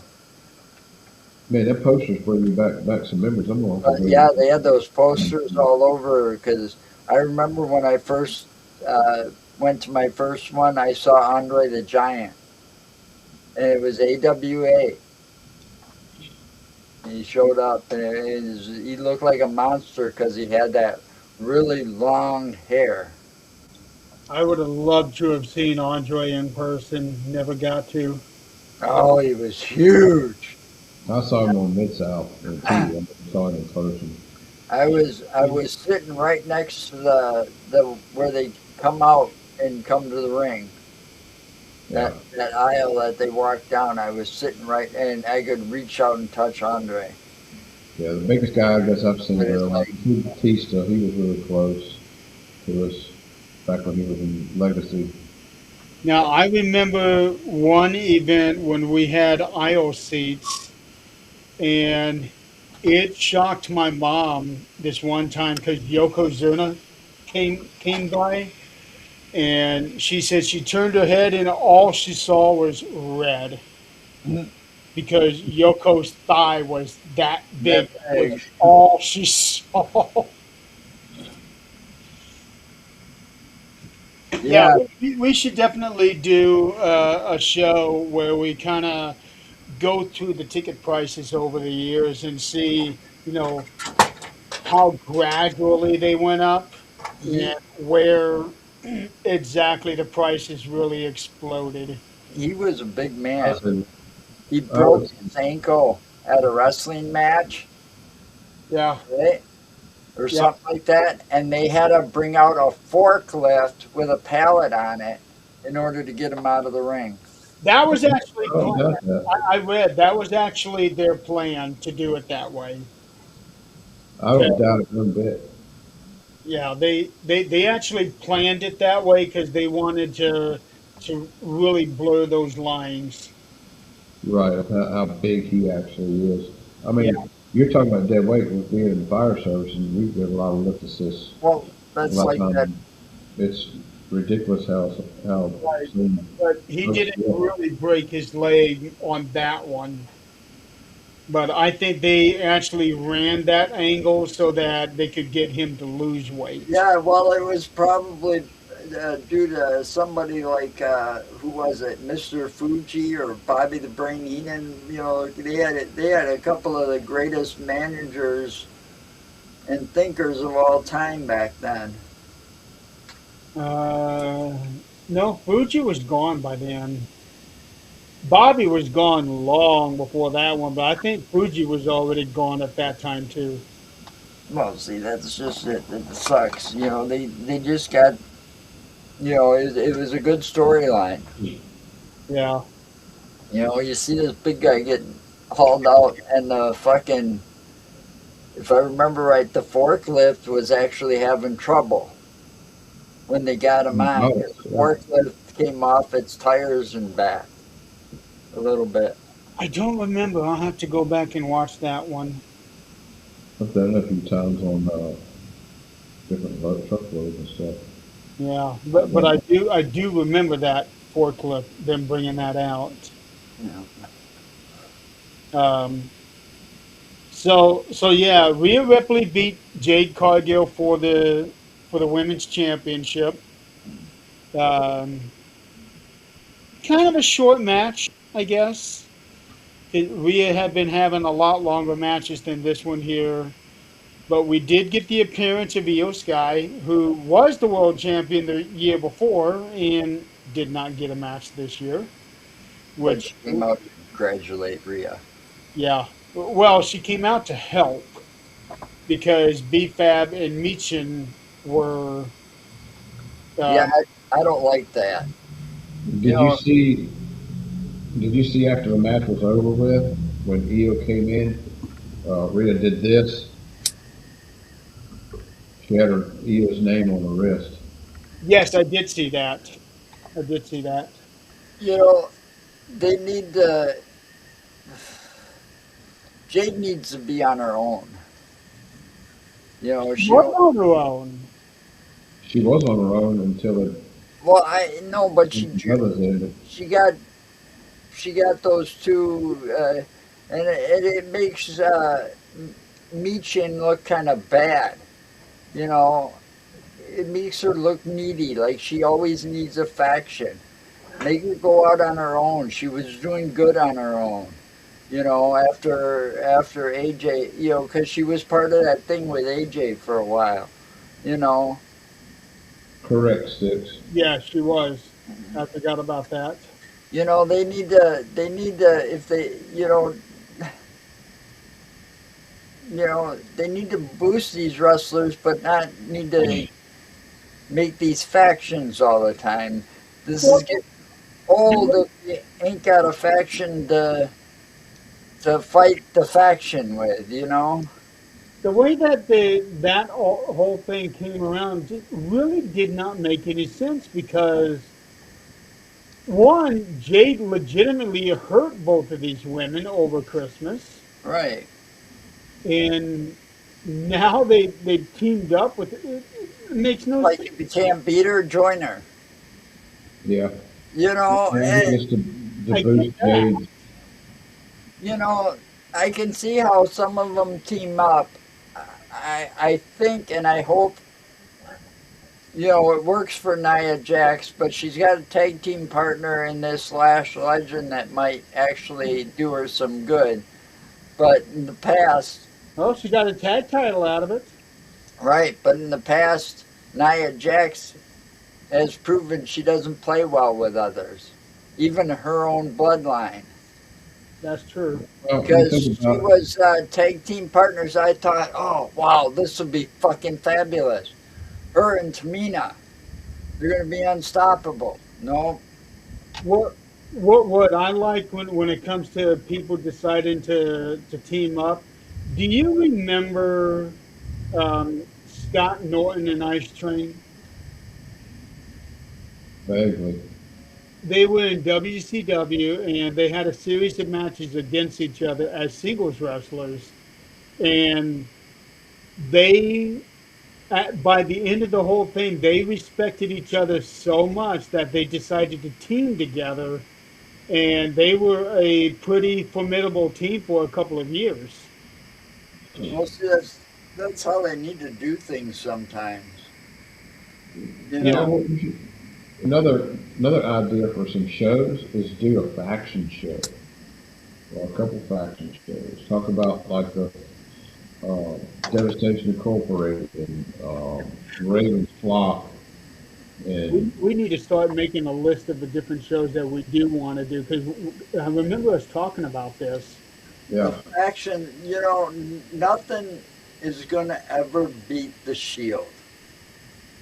The way that that came about and the way that it showed up all the time, they're going to really have to really think outside the box to beat that.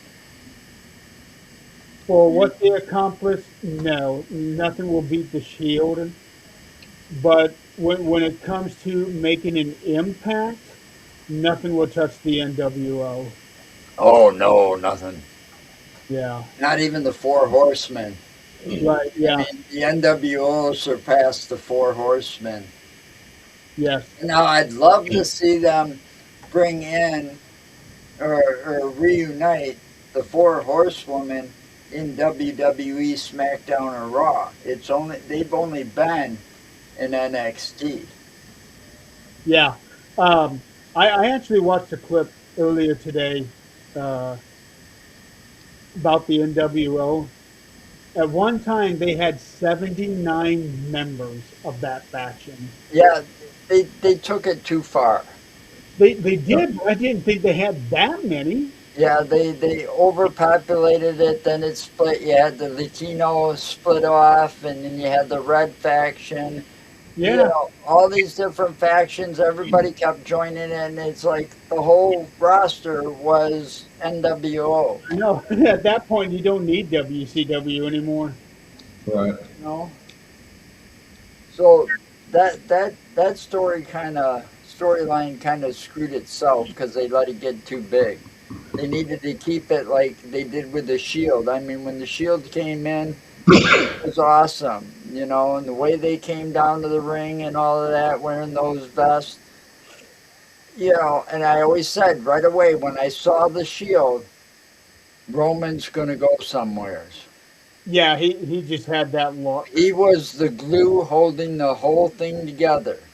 Yep. He had that. He just had that look, and to think he wasn't even supposed to be in it. And yeah, and then I looked it up right away, and I'm going, oh yeah, he's Samoan. Yeah, he's gonna go far. The Shield's only holding him back. You Well, know, I remember Triple H saying in an interview when he first met Roman before they even hired him, when he interviewed him, he said to somebody, I don't know if it was Vince or Bruce or Michael or whoever, he said that if that kid is not the biggest star in wrestling 5 years from now, we dropped the ball. And it wasn't quite 5 years, but he did end up becoming the biggest. biggest star Yeah, in the company. yep. And today he still is. You know, He has even surpassed Cody. Well, no, I can't even say he surpassed Cody. 'Cause Cody, even as champion, never surpassed Roman when he wasn't a champion. When he surpasses Hogan, then we'll talk. Um, Never happened. for WrestleMania main events, he has surpassed him, but as far as cultural impact, nobody will ever touch Hogan. nope. Not even Steve Austin, not even The Rock, nobody touches Hogan. Steve Austin is probably the closest. Will say. I would agree to that. And everything had to click at the right time for that, just like Hogan. Right. Yeah, well, You know? I liked everything that Hogan did for the company before he went and turned and went to WCW and started the NWO thing with them. Because then eventually he decided, with Bischoff, I've got creative control over my character. That's not a good thing. That was actually thrown in his contract when he Yeah, first signed with them. I know, but I'm just saying that whole creative control thing of his character was not a good thing because it takes away the power of the writers and the people that should have the power are saying, okay, you know, look what happened, the finger death of doom. Yeah. You know, he kind of, doing that, he kind of ruined wrestling, that part of wrestling, what was going on. Yeah, well, Because truthfully, he didn't think somebody WCW had deserved. already ruined a lot of wrestling even before that one. I'm just saying, you But know, that little skit definitely didn't help it either. that whole thing about that get put in his contract should have never got put in his contract. Yeah, but when you look at him where he was at the moment, do you blame him for putting it in his contract? I don't blame him for asking. I blame the powers to be for letting it happen. Yeah. Because you let that happen, and you got these wrestlers, and you got to admit, they're all egomaniacs at some point in their career. Yes, they are. Every one of And them. that all comes out in real life. Yep. And you take creative control away from the writers and stuff like that, your storylines are going to be all fucked up. Yep. And I That's a think big no-no. WWE has learned its lesson on that one. You know, that's the biggest no-no. But see, WWE didn't do that. It was WCW that did that. Well, it was, but I'm pretty sure they had somebody who had, well, like John Cena, I think. There's a lot of accusations where he held a lot of people down and that he changed finishes to some of his matches. Okay, we're about to lose Dawn. We need to move on. All right. Well, I'm Medicine just kicking saying, in. no wrestler should have creative control. Agreed. At least if you're, actively wrestling.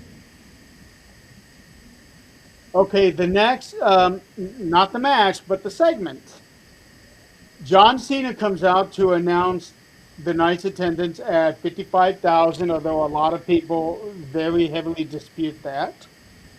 Um, Okay. and The Miz comes out with Kit Wilson, which I was very happy to see because I'm a fan of Kit Wilson, and to see that he had it would have been nice if he had a match, but we got what we got. Um, so Miz starts complaining, bitching about having his WrestleMania moment, and out comes Danhausen with a bunch of little mini Housens. That was funny. I And love and it, Danhausen. and then Cole says, "It's a bunch of midgets." And it's like, and before I could even think about it, he's like, before social media says something, that's what they want us to call them. Yeah. Um, and Danhausen comes out in this Jeep. And people have been speculating It's if a this coffin. is that what it was? It was shaped. If you look at it, it was shaped like a coffin to look like Yeah, the monster mobile yeah, it's a coffin. from the monsters Okay, I or I didn't monsters. I Monsters. didn't notice that, but there were a lot of people that were wondering if it was a reshaped, repurposed tank I think that it Shotzi used to have could be. because Shotzi said she never got her tank back. Well, I don't know what it was, but it was shaped like a coffin, and it was supposed to look like the thing from the monsters. Okay, so Well, Because his I'll have to character, go back and look at it. Danhausen's character, is based on Grandpa, and is and if you listen when they announce Danhausen and stuff, they give the address to that house.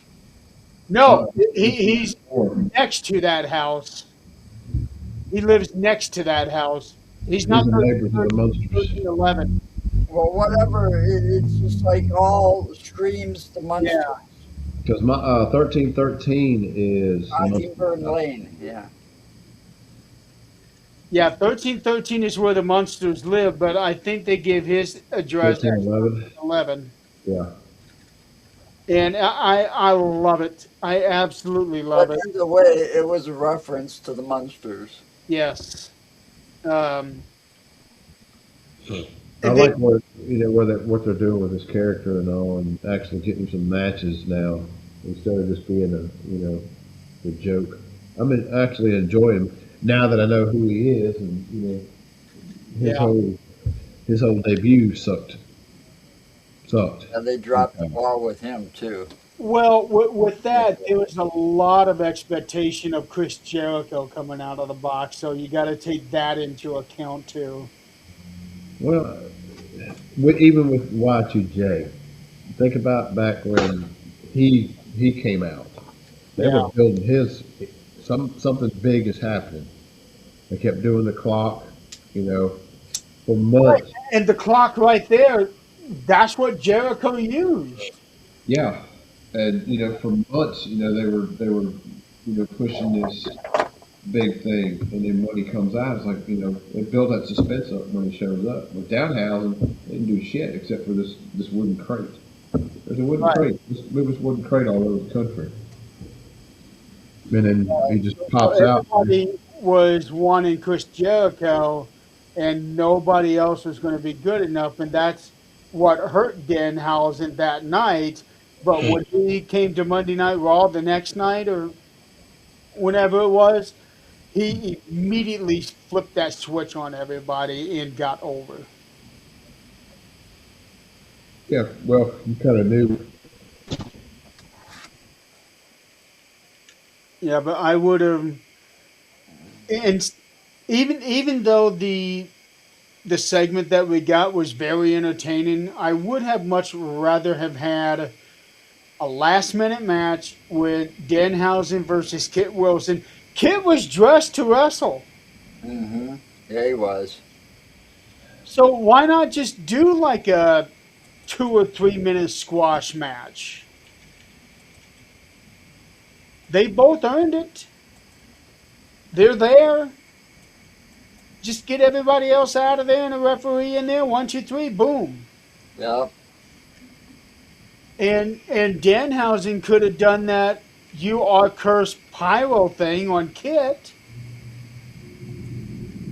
which would have gotten super over with those 50,000 people. But either way, I enjoyed the thing, and I watched the thing here. They were talking about the whole thing like the day before, and it sounded like it was Miz's idea to have the midgets carry him out, Mm. and that he was fighting really hard to not laugh as they were carrying him out. I can see that though. Yeah. Um, but yeah, I thought the whole thing was great. It At least it gave Kit Wilson and Danhausen a WrestleMania moment. But I really wish they could have had a match. That way they would have had 7 matches night one, 7 matches night two. Yeah. Um, but yeah, I was super happy that they got that. But I think the match would have been even better. All right, let's move on to the main event so that we can get Don out of here. I can tell you're struggling. Yes, this sinus stuff is just killing me, man. Now it's 11 o'clock. Yeah, that whole 1 hour. This is 1 hour. It's just now for 2 hours. I Yep. know. I know. Well, like Joe said, we're going to be talking about other things, and I feel bad about the Trick William Sami Zayn match. That one suffered the most for us trailing off to other things there. You know, that's just the way it is when it comes to wrestling. I know it is. So we go into the main event. Um, the way that they introduced Roman Reigns was really awesome. Having the the vocalist, the piano player, and the drum beat. Not only that, the Samoan family Yes, lineage all over. They had Yokozuna. There were six of them, I think. They had Yoko, Peter Maivia, Sika, Appa, and Umaga and Jamal or Rosie, whichever the other one was. I forgot about music. And they also brought back his original tribal chief music, which Music, yep.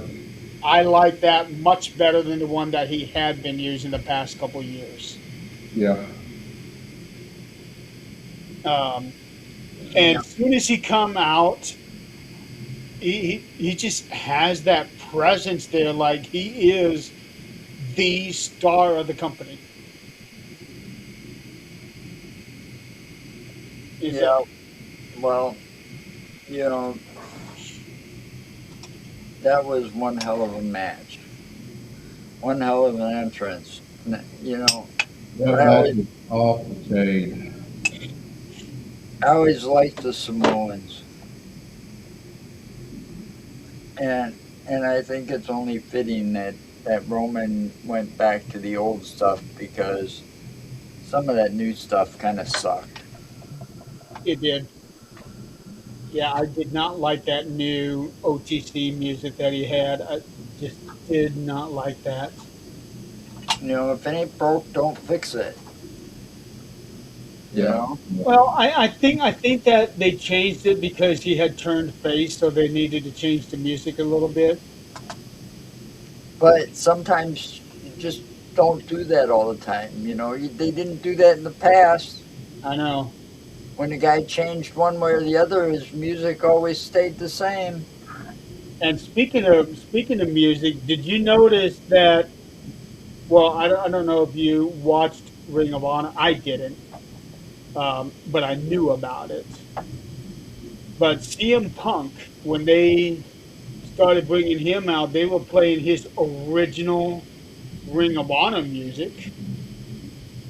And then all of a sudden, the weird part was he came out from behind to no music.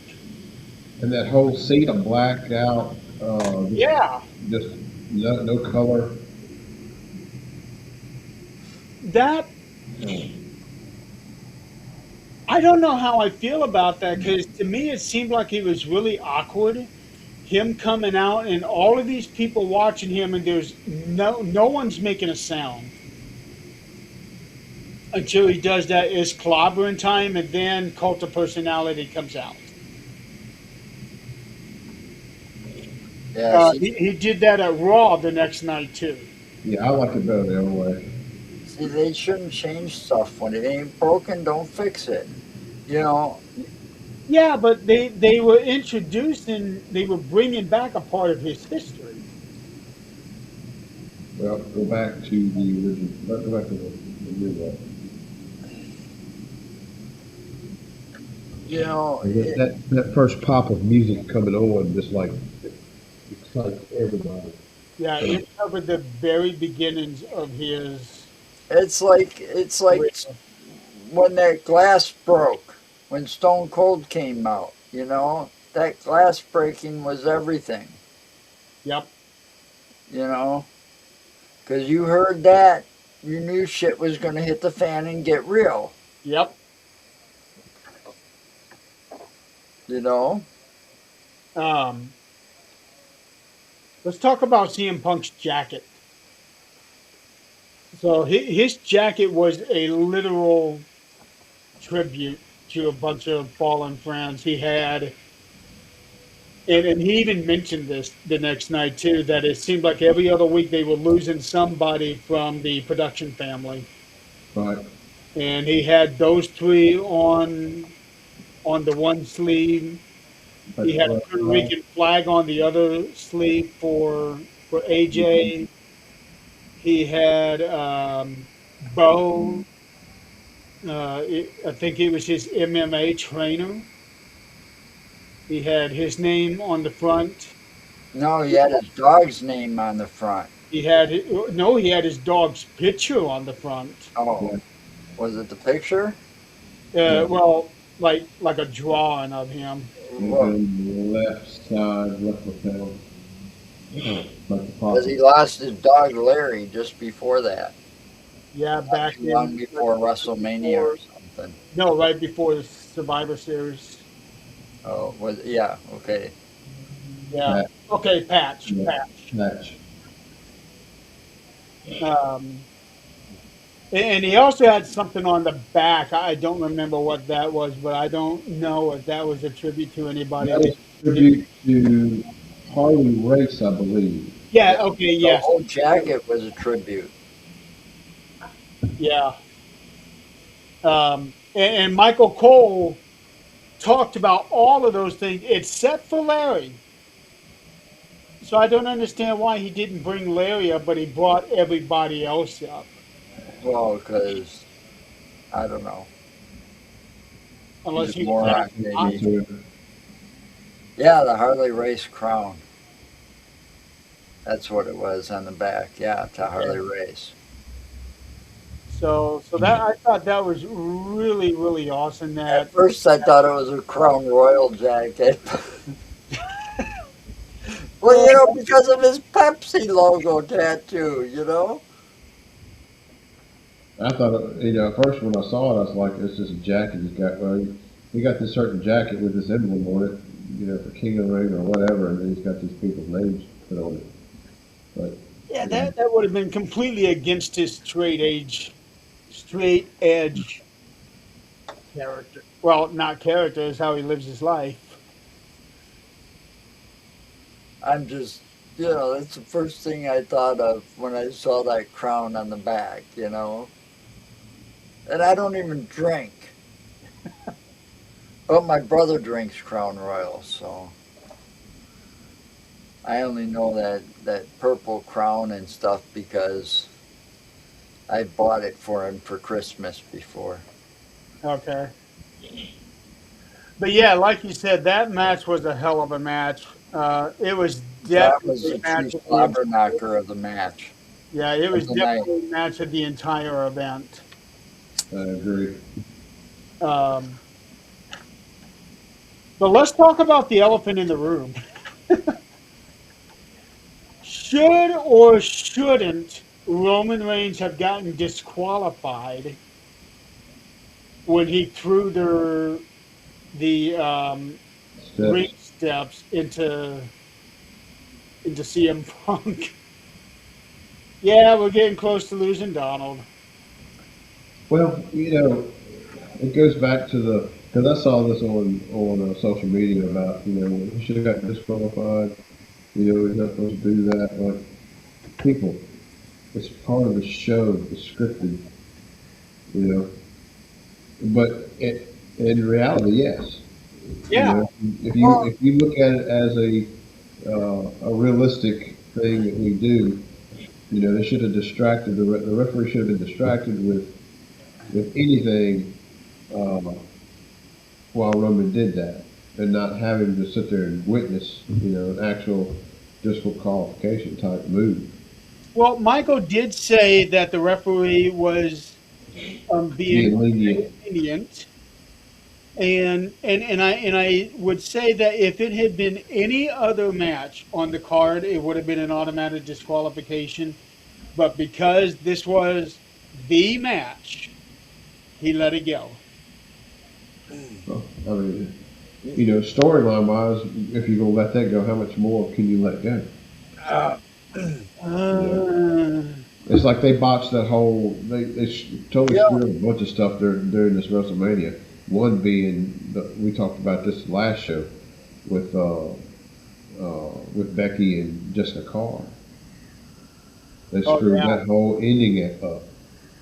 well, I think the referees have been letting the wrestlers get away with a lot more because I've seen a lot of things that people should have been disqualified for. Well, you think about this. Past.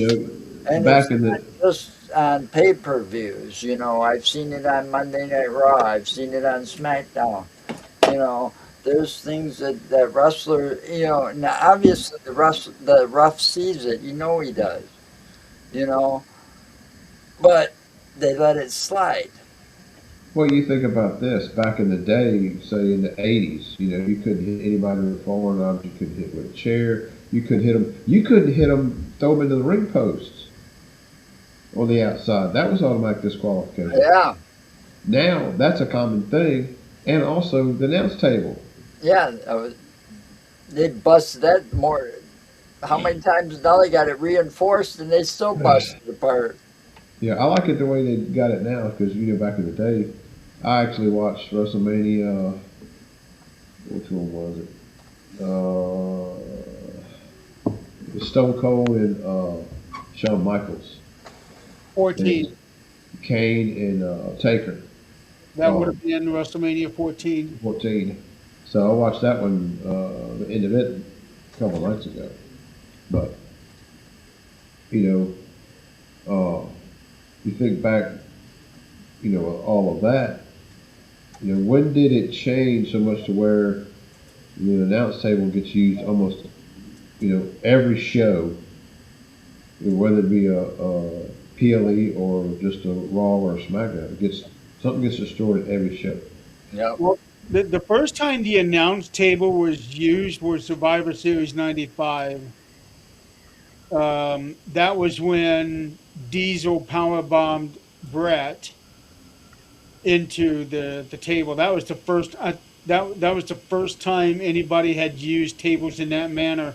Now there was one match with Hulk Hogan and Harley Race where what was it? I think Harley had Hogan on the table and Harley jumped from the ring apron. He was going to do like the headbutt, but Hogan moved and Harley went through but didn't break the table. Ooh.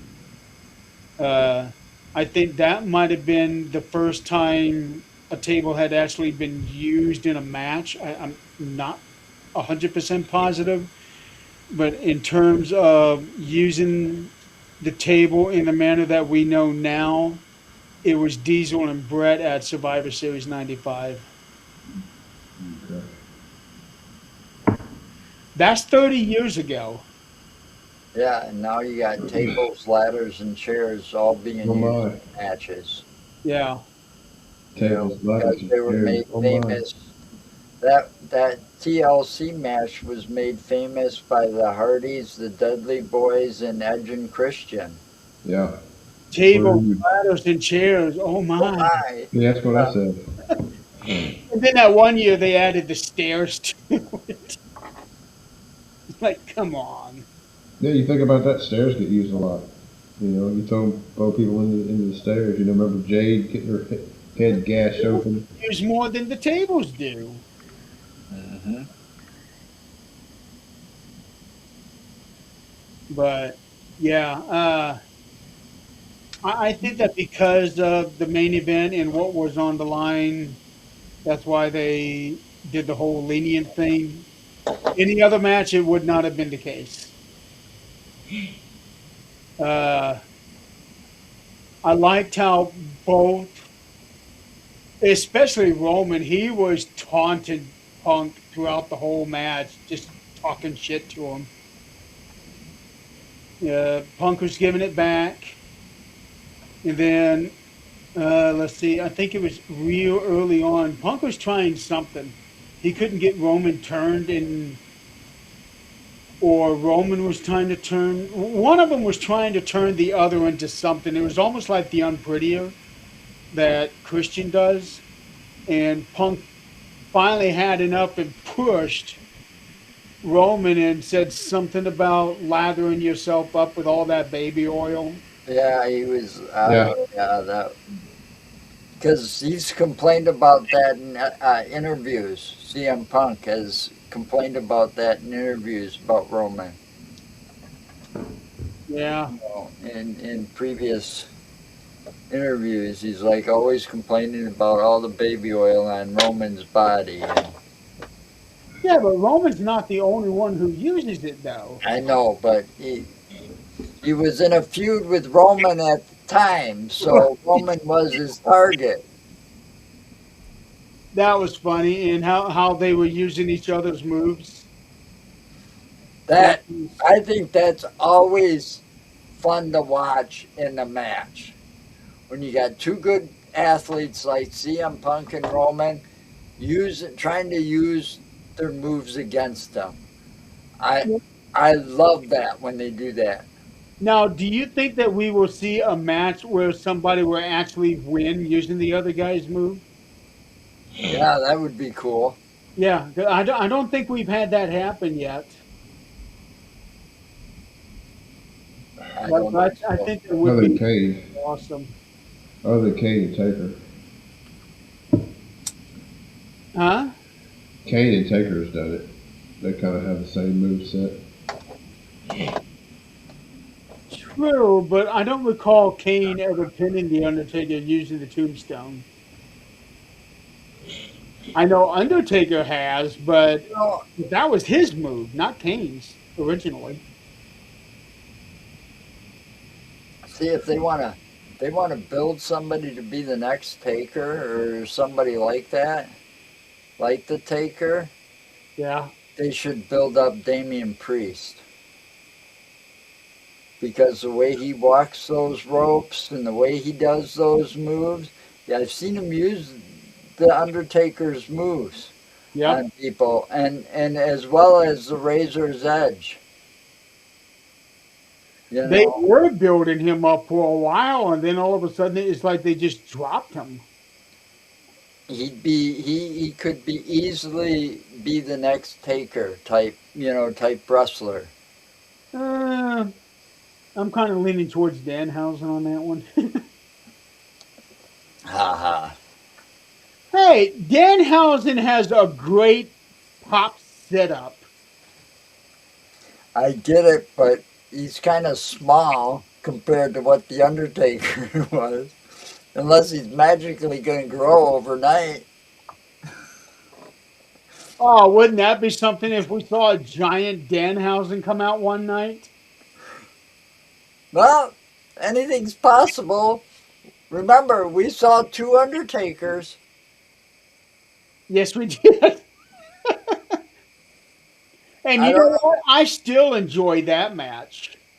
I know a lot of people crap on it, but holy cow, the hype leading up to it. You know, the whole thing was, and looked it up once, and I don't remember, but they sure did get somebody to step in that looked a lot like the real Undertaker. You I want know, to say he was his cousin, but I'm not positive on that. it was like part of the storyline was like they found somebody on the street, like some old drunk, and dressed him up to look like the Undertaker, and because it was who was it? It God, was I remember that match. There was a manager on each side, wasn't there? yeah, It Paul, was Paul Bearer had the real Undertaker, and DiBiase. DiBiase had the fake Undertaker. the other Undertaker was Brian Lee, who would end up being Chains for the DOA faction. Brian Lee in '94. Close Yeah, friend of Mark Calloway. but he did a good job. He was a friend of the Taker. He was a friend of Taker.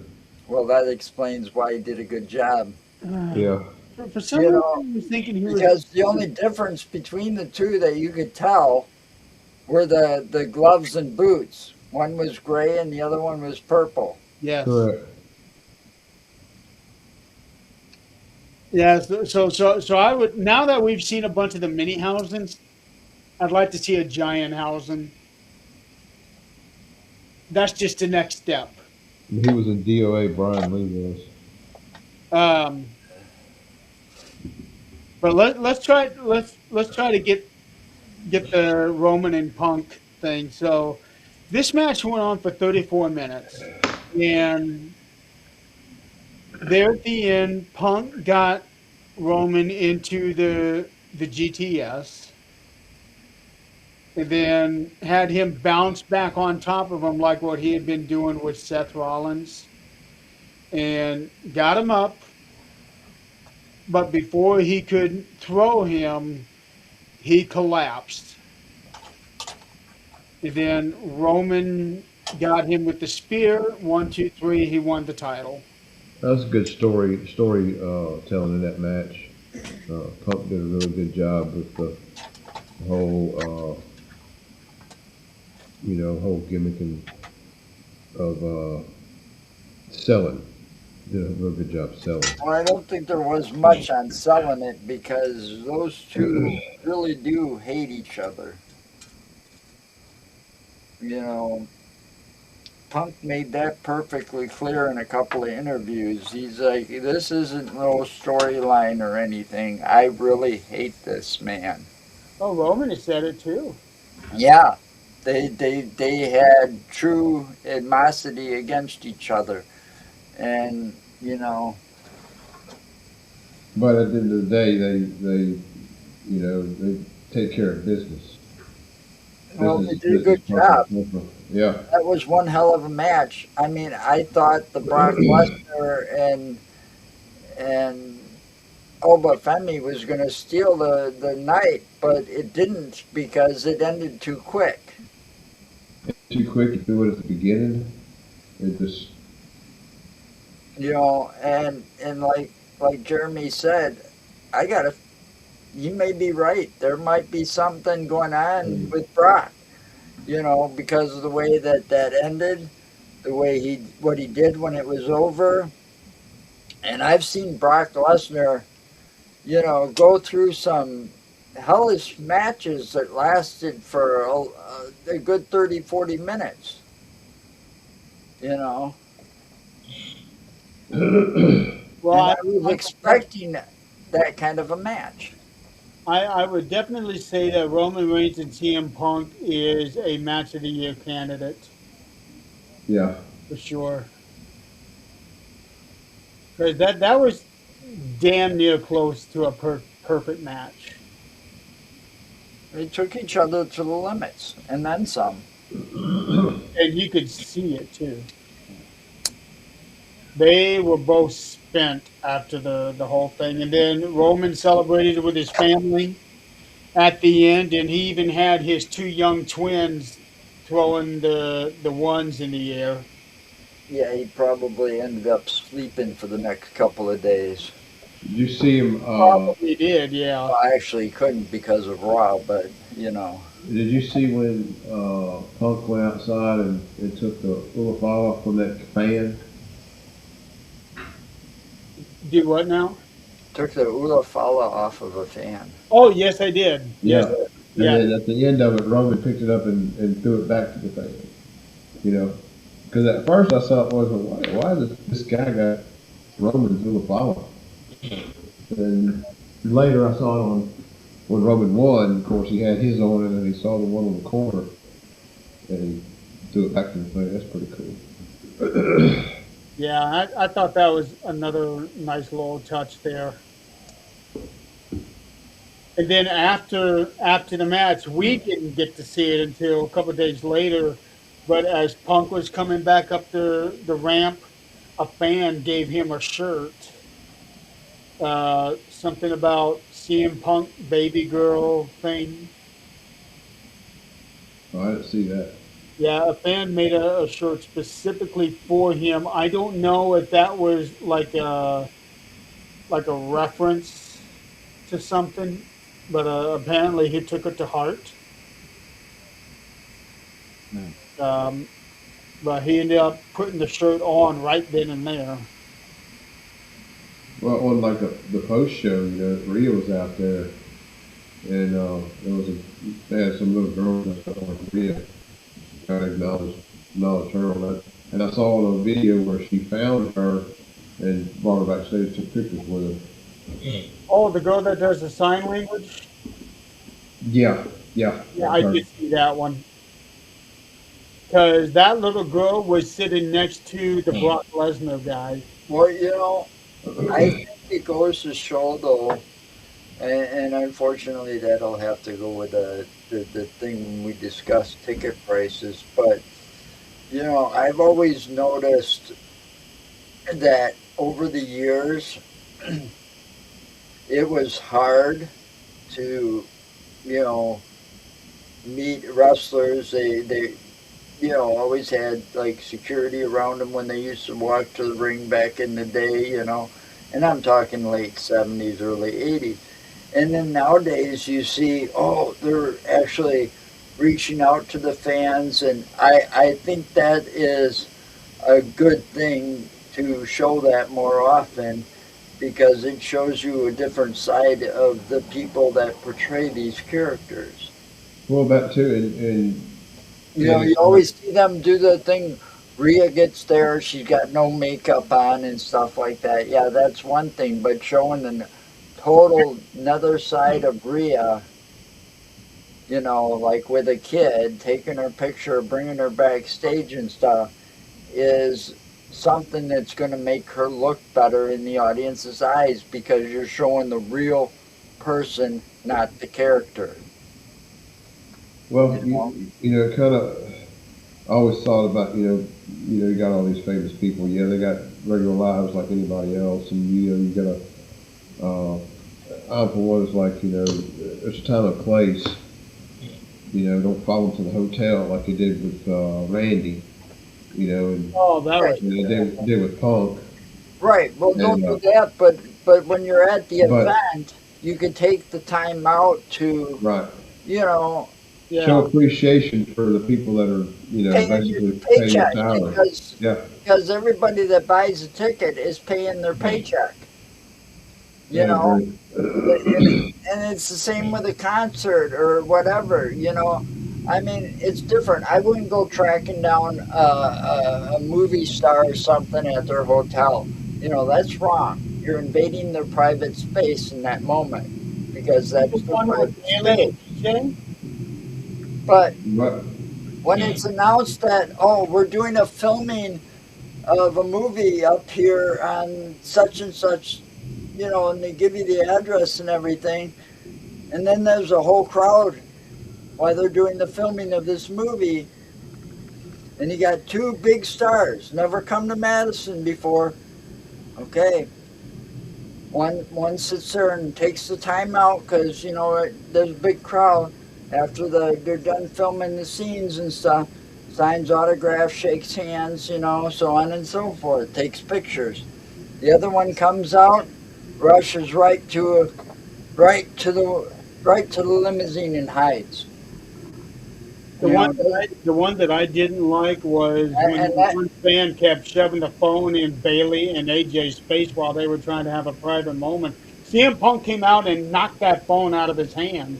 well, yeah, that that stuff you can't do. your boundaries. There's a time and place for things, and see, that's why I say, I, I don't like Julia Roberts because she didn't take time out.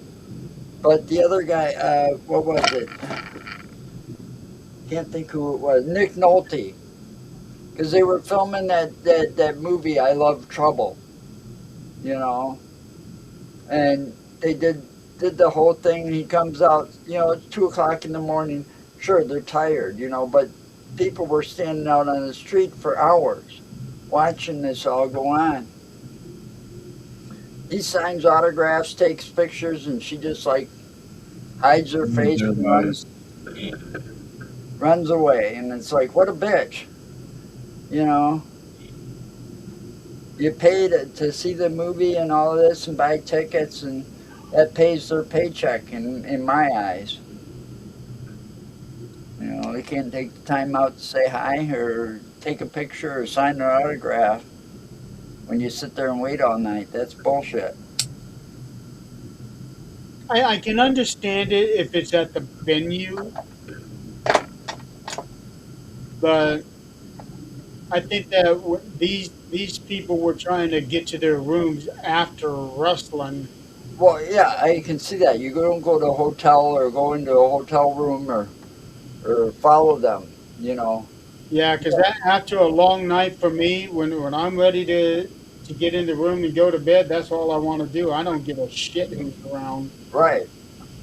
You know, I mean, when I was a kid, during after the wrestling event, we waited outside, out and back, where they used to drive the cars in, to the Yeah. garage part, and you'd see them get in, and that's when I found out. I that's before KFAB was busted wide open, but I saw the Ultimate Warrior get in a limo with Yokozuna after the two of them having one hell of a match together. You know, because you saw Yeah. Yokozuna get in the limo, and then they brought the garage door down. And all you saw was like the legs, and obvious it was the Ultimate Warrior because he still had his wrestling gear on when he got in the limo. They Well, were just hiding his face. back in the day, we used to go watch the small shows, Continental Championship. We had all the guys. It was in a little big coliseum that we had. We got a couple of dressing rooms, and all the wrestlers were in the same damn little dressing room. So they come out, and then you hear, a couple of these guys that are fighting each other, hate each other. A few minutes ago, you hear one of them say, "What are we eating after we get done with all this?" Yeah, You know, so, they go to the same bar. But back then in the 70s, though, they'd come out every now and then. They wouldn't get in their cars and leave right away. Some of them would actually come out and address the small crowd that was standing right there. And I'll never forget when you remember the manager they called, what was his name, Slick? Yes. yeah, Yeah. yeah, He come out and he was gonna thought he was gonna, and oh my God, the people there just went nuts. Like, you son of a bit, they were like cursing him and stuff like this because they hated who he was managing and the way he was managing people and stuff. And Oh yeah, a lot of people did. he No. was sitting there like eating it up with his like walking stick and his hat and stuff. And oh my God, he yeah. put on a show for the crowd, and You stay true to your character, and oh, he did. He stayed true to his character 100%, and it's like they didn't break their characters when they His, came out and saw the probably crowd. his best time was when he was managing Akeem because he always did that dance during the entrance. Okay, so I know we rated night one pretty bad. For me, it was 6 out of 10, but for night two, I give this one a 10 out of 10. It was a much better show than the first night was. Yeah, I'd say the same thing, but I still say maybe an 8 out of that's 10 what I was going because with. 8 out of 10. because I still think the Oba Femi match could have been better. I think Sammy and Trick could have been better. I think Oba and Brock could have been a lot better. You know, I understand why they do 2 nights because you're there all week anyways. You got a lot more matches. Uh, having the 2 nights, but like, what's the purpose of having 2 nights of half your matches or just crap thrown Well, together? they're going to Well, do that again. rumor that next year's WrestleMania might be one night because Well, of it being in Saudi. they're doing 2 nights again and No, for they're gonna milk it. SummerSlam and other things. They're gonna milk 2 nights out of it.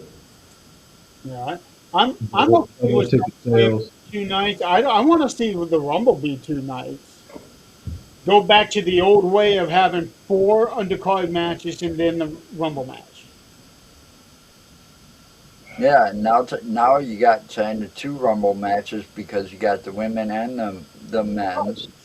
So that's why I'd be okay with them doing 2 nights of the Rumble, having like an all women's Rumble night and an all men's Rumble night. Yeah, because and then make it all the night of the women and night of the men. Right.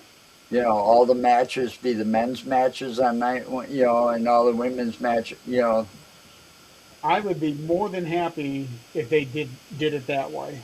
That would be a different way of looking at things for putting things night one, night two. I mean, you're going to have a hell of a lot of women there for the Royal Rumble, for the Women's Royal Rumble in the first place.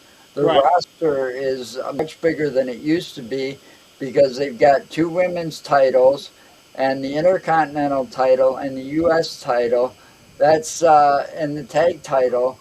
There's your matches right there. Have them defend some of them titles. Exactly. That's why I would like to see them do the 2 night Rumble match and 4 matches. Okay. Before we wrap up, Backlash is coming up in a week and a half. We've already got 3 matches signed. Roman Reigns defending the title against Jacob Fatu. We have Asuka taking on Io Sky. And then we have Braun Breaker taking on Seth Rollins. I'm sure we'll probably end up getting 2 more matches in the meantime so they can have their normal 5. Um, to close out the show, I think that we need to acknowledge the recent releases that they've had. They got rid of a shitload of people last week. Many of them were surprises. From the main roster, they released Santos Escobar from AAA, Alba Fire. She was kind of a surprise because of her thing with Chelsea Green. Yeah, the Secret Her Service. Yes. Apollo Cruz, although I'm not really surprised by that because they didn't use him for anything for a long time. Um, Aleister Black and Selena Vega. That those two were a surprise. Yep, The entire Wyatt Six are gone. that Big was a surprise shocker. there. The biggest surprise was Kyrie Sane. Um, Kabuki Warriors are no longer, but yet they mentioned them at WrestleMania. yeah, Yeah. the one that I felt like really hurt was Zoe Stark because she was still recovering from that a devastating knee injury, so she never even got a chance to get back into the ring. Well, they didn't give her much of a chance to begin with. They didn't, but every time she was They in the did ring, right before she she got was hurt. great. They were starting to push her a little bit before she got hurt. Yeah. So everybody was, even the company was expecting to push her again. They said that they had big things planned for her, and then all of a sudden she was gone. Yeah, Then they released a bunch of NXT people. One was Andre Chase, who was never going to make it to the main roster, but he was there for the talent. He was more trainer than anything. Tyra May Steele, she was released. She's an Olympic champion the last year or 2 years ago, whenever it was.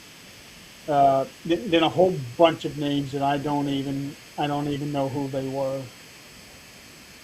But they got rid of all of those people, and in the meantime, we've had several call-ups.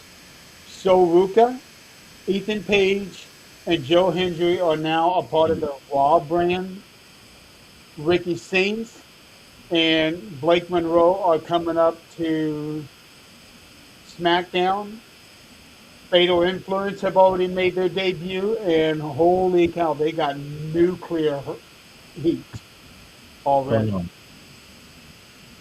Soul is supposed to have a special spot on Raw where she signs Yeah, on Monday night. So, God, if they drop the ball on her, I'll be so pissed. I well, I, I She's think my with favorite. her, it's going to be very hard for them to drop the ball on her. She is my favorite. Yeah, and we had a number of new people show up on NXT.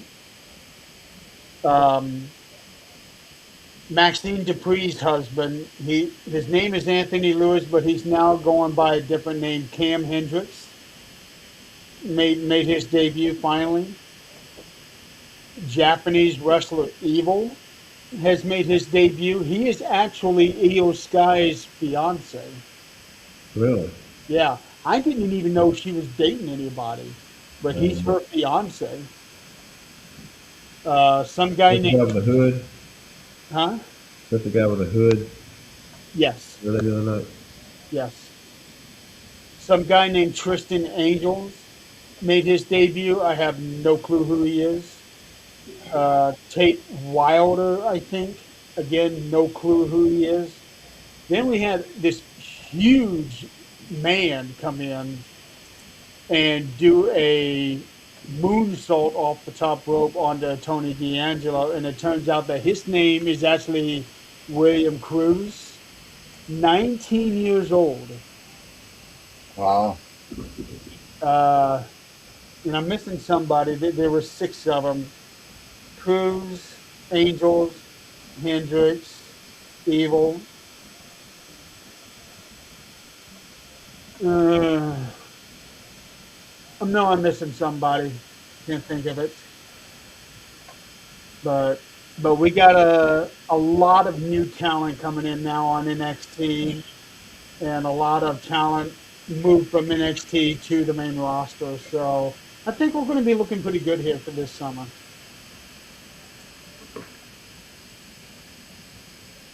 So Hopefully by this summer I'll be able to submit the sign this crap.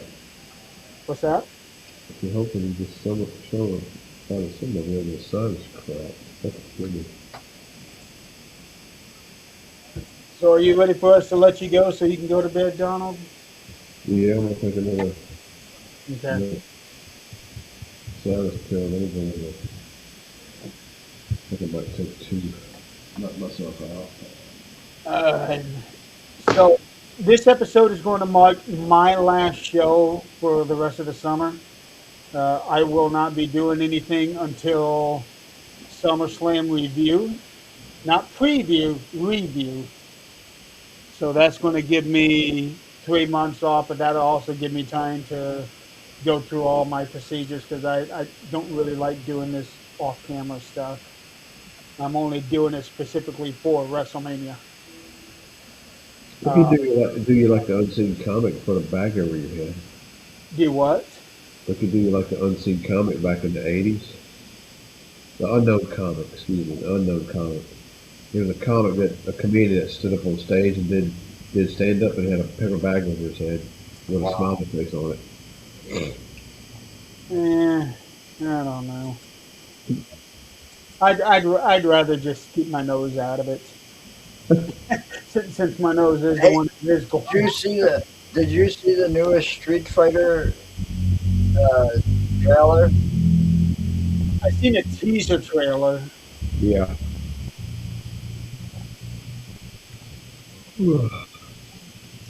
Didn't they make a Street Fighter movie Years like a ago, long time ago and it bombed?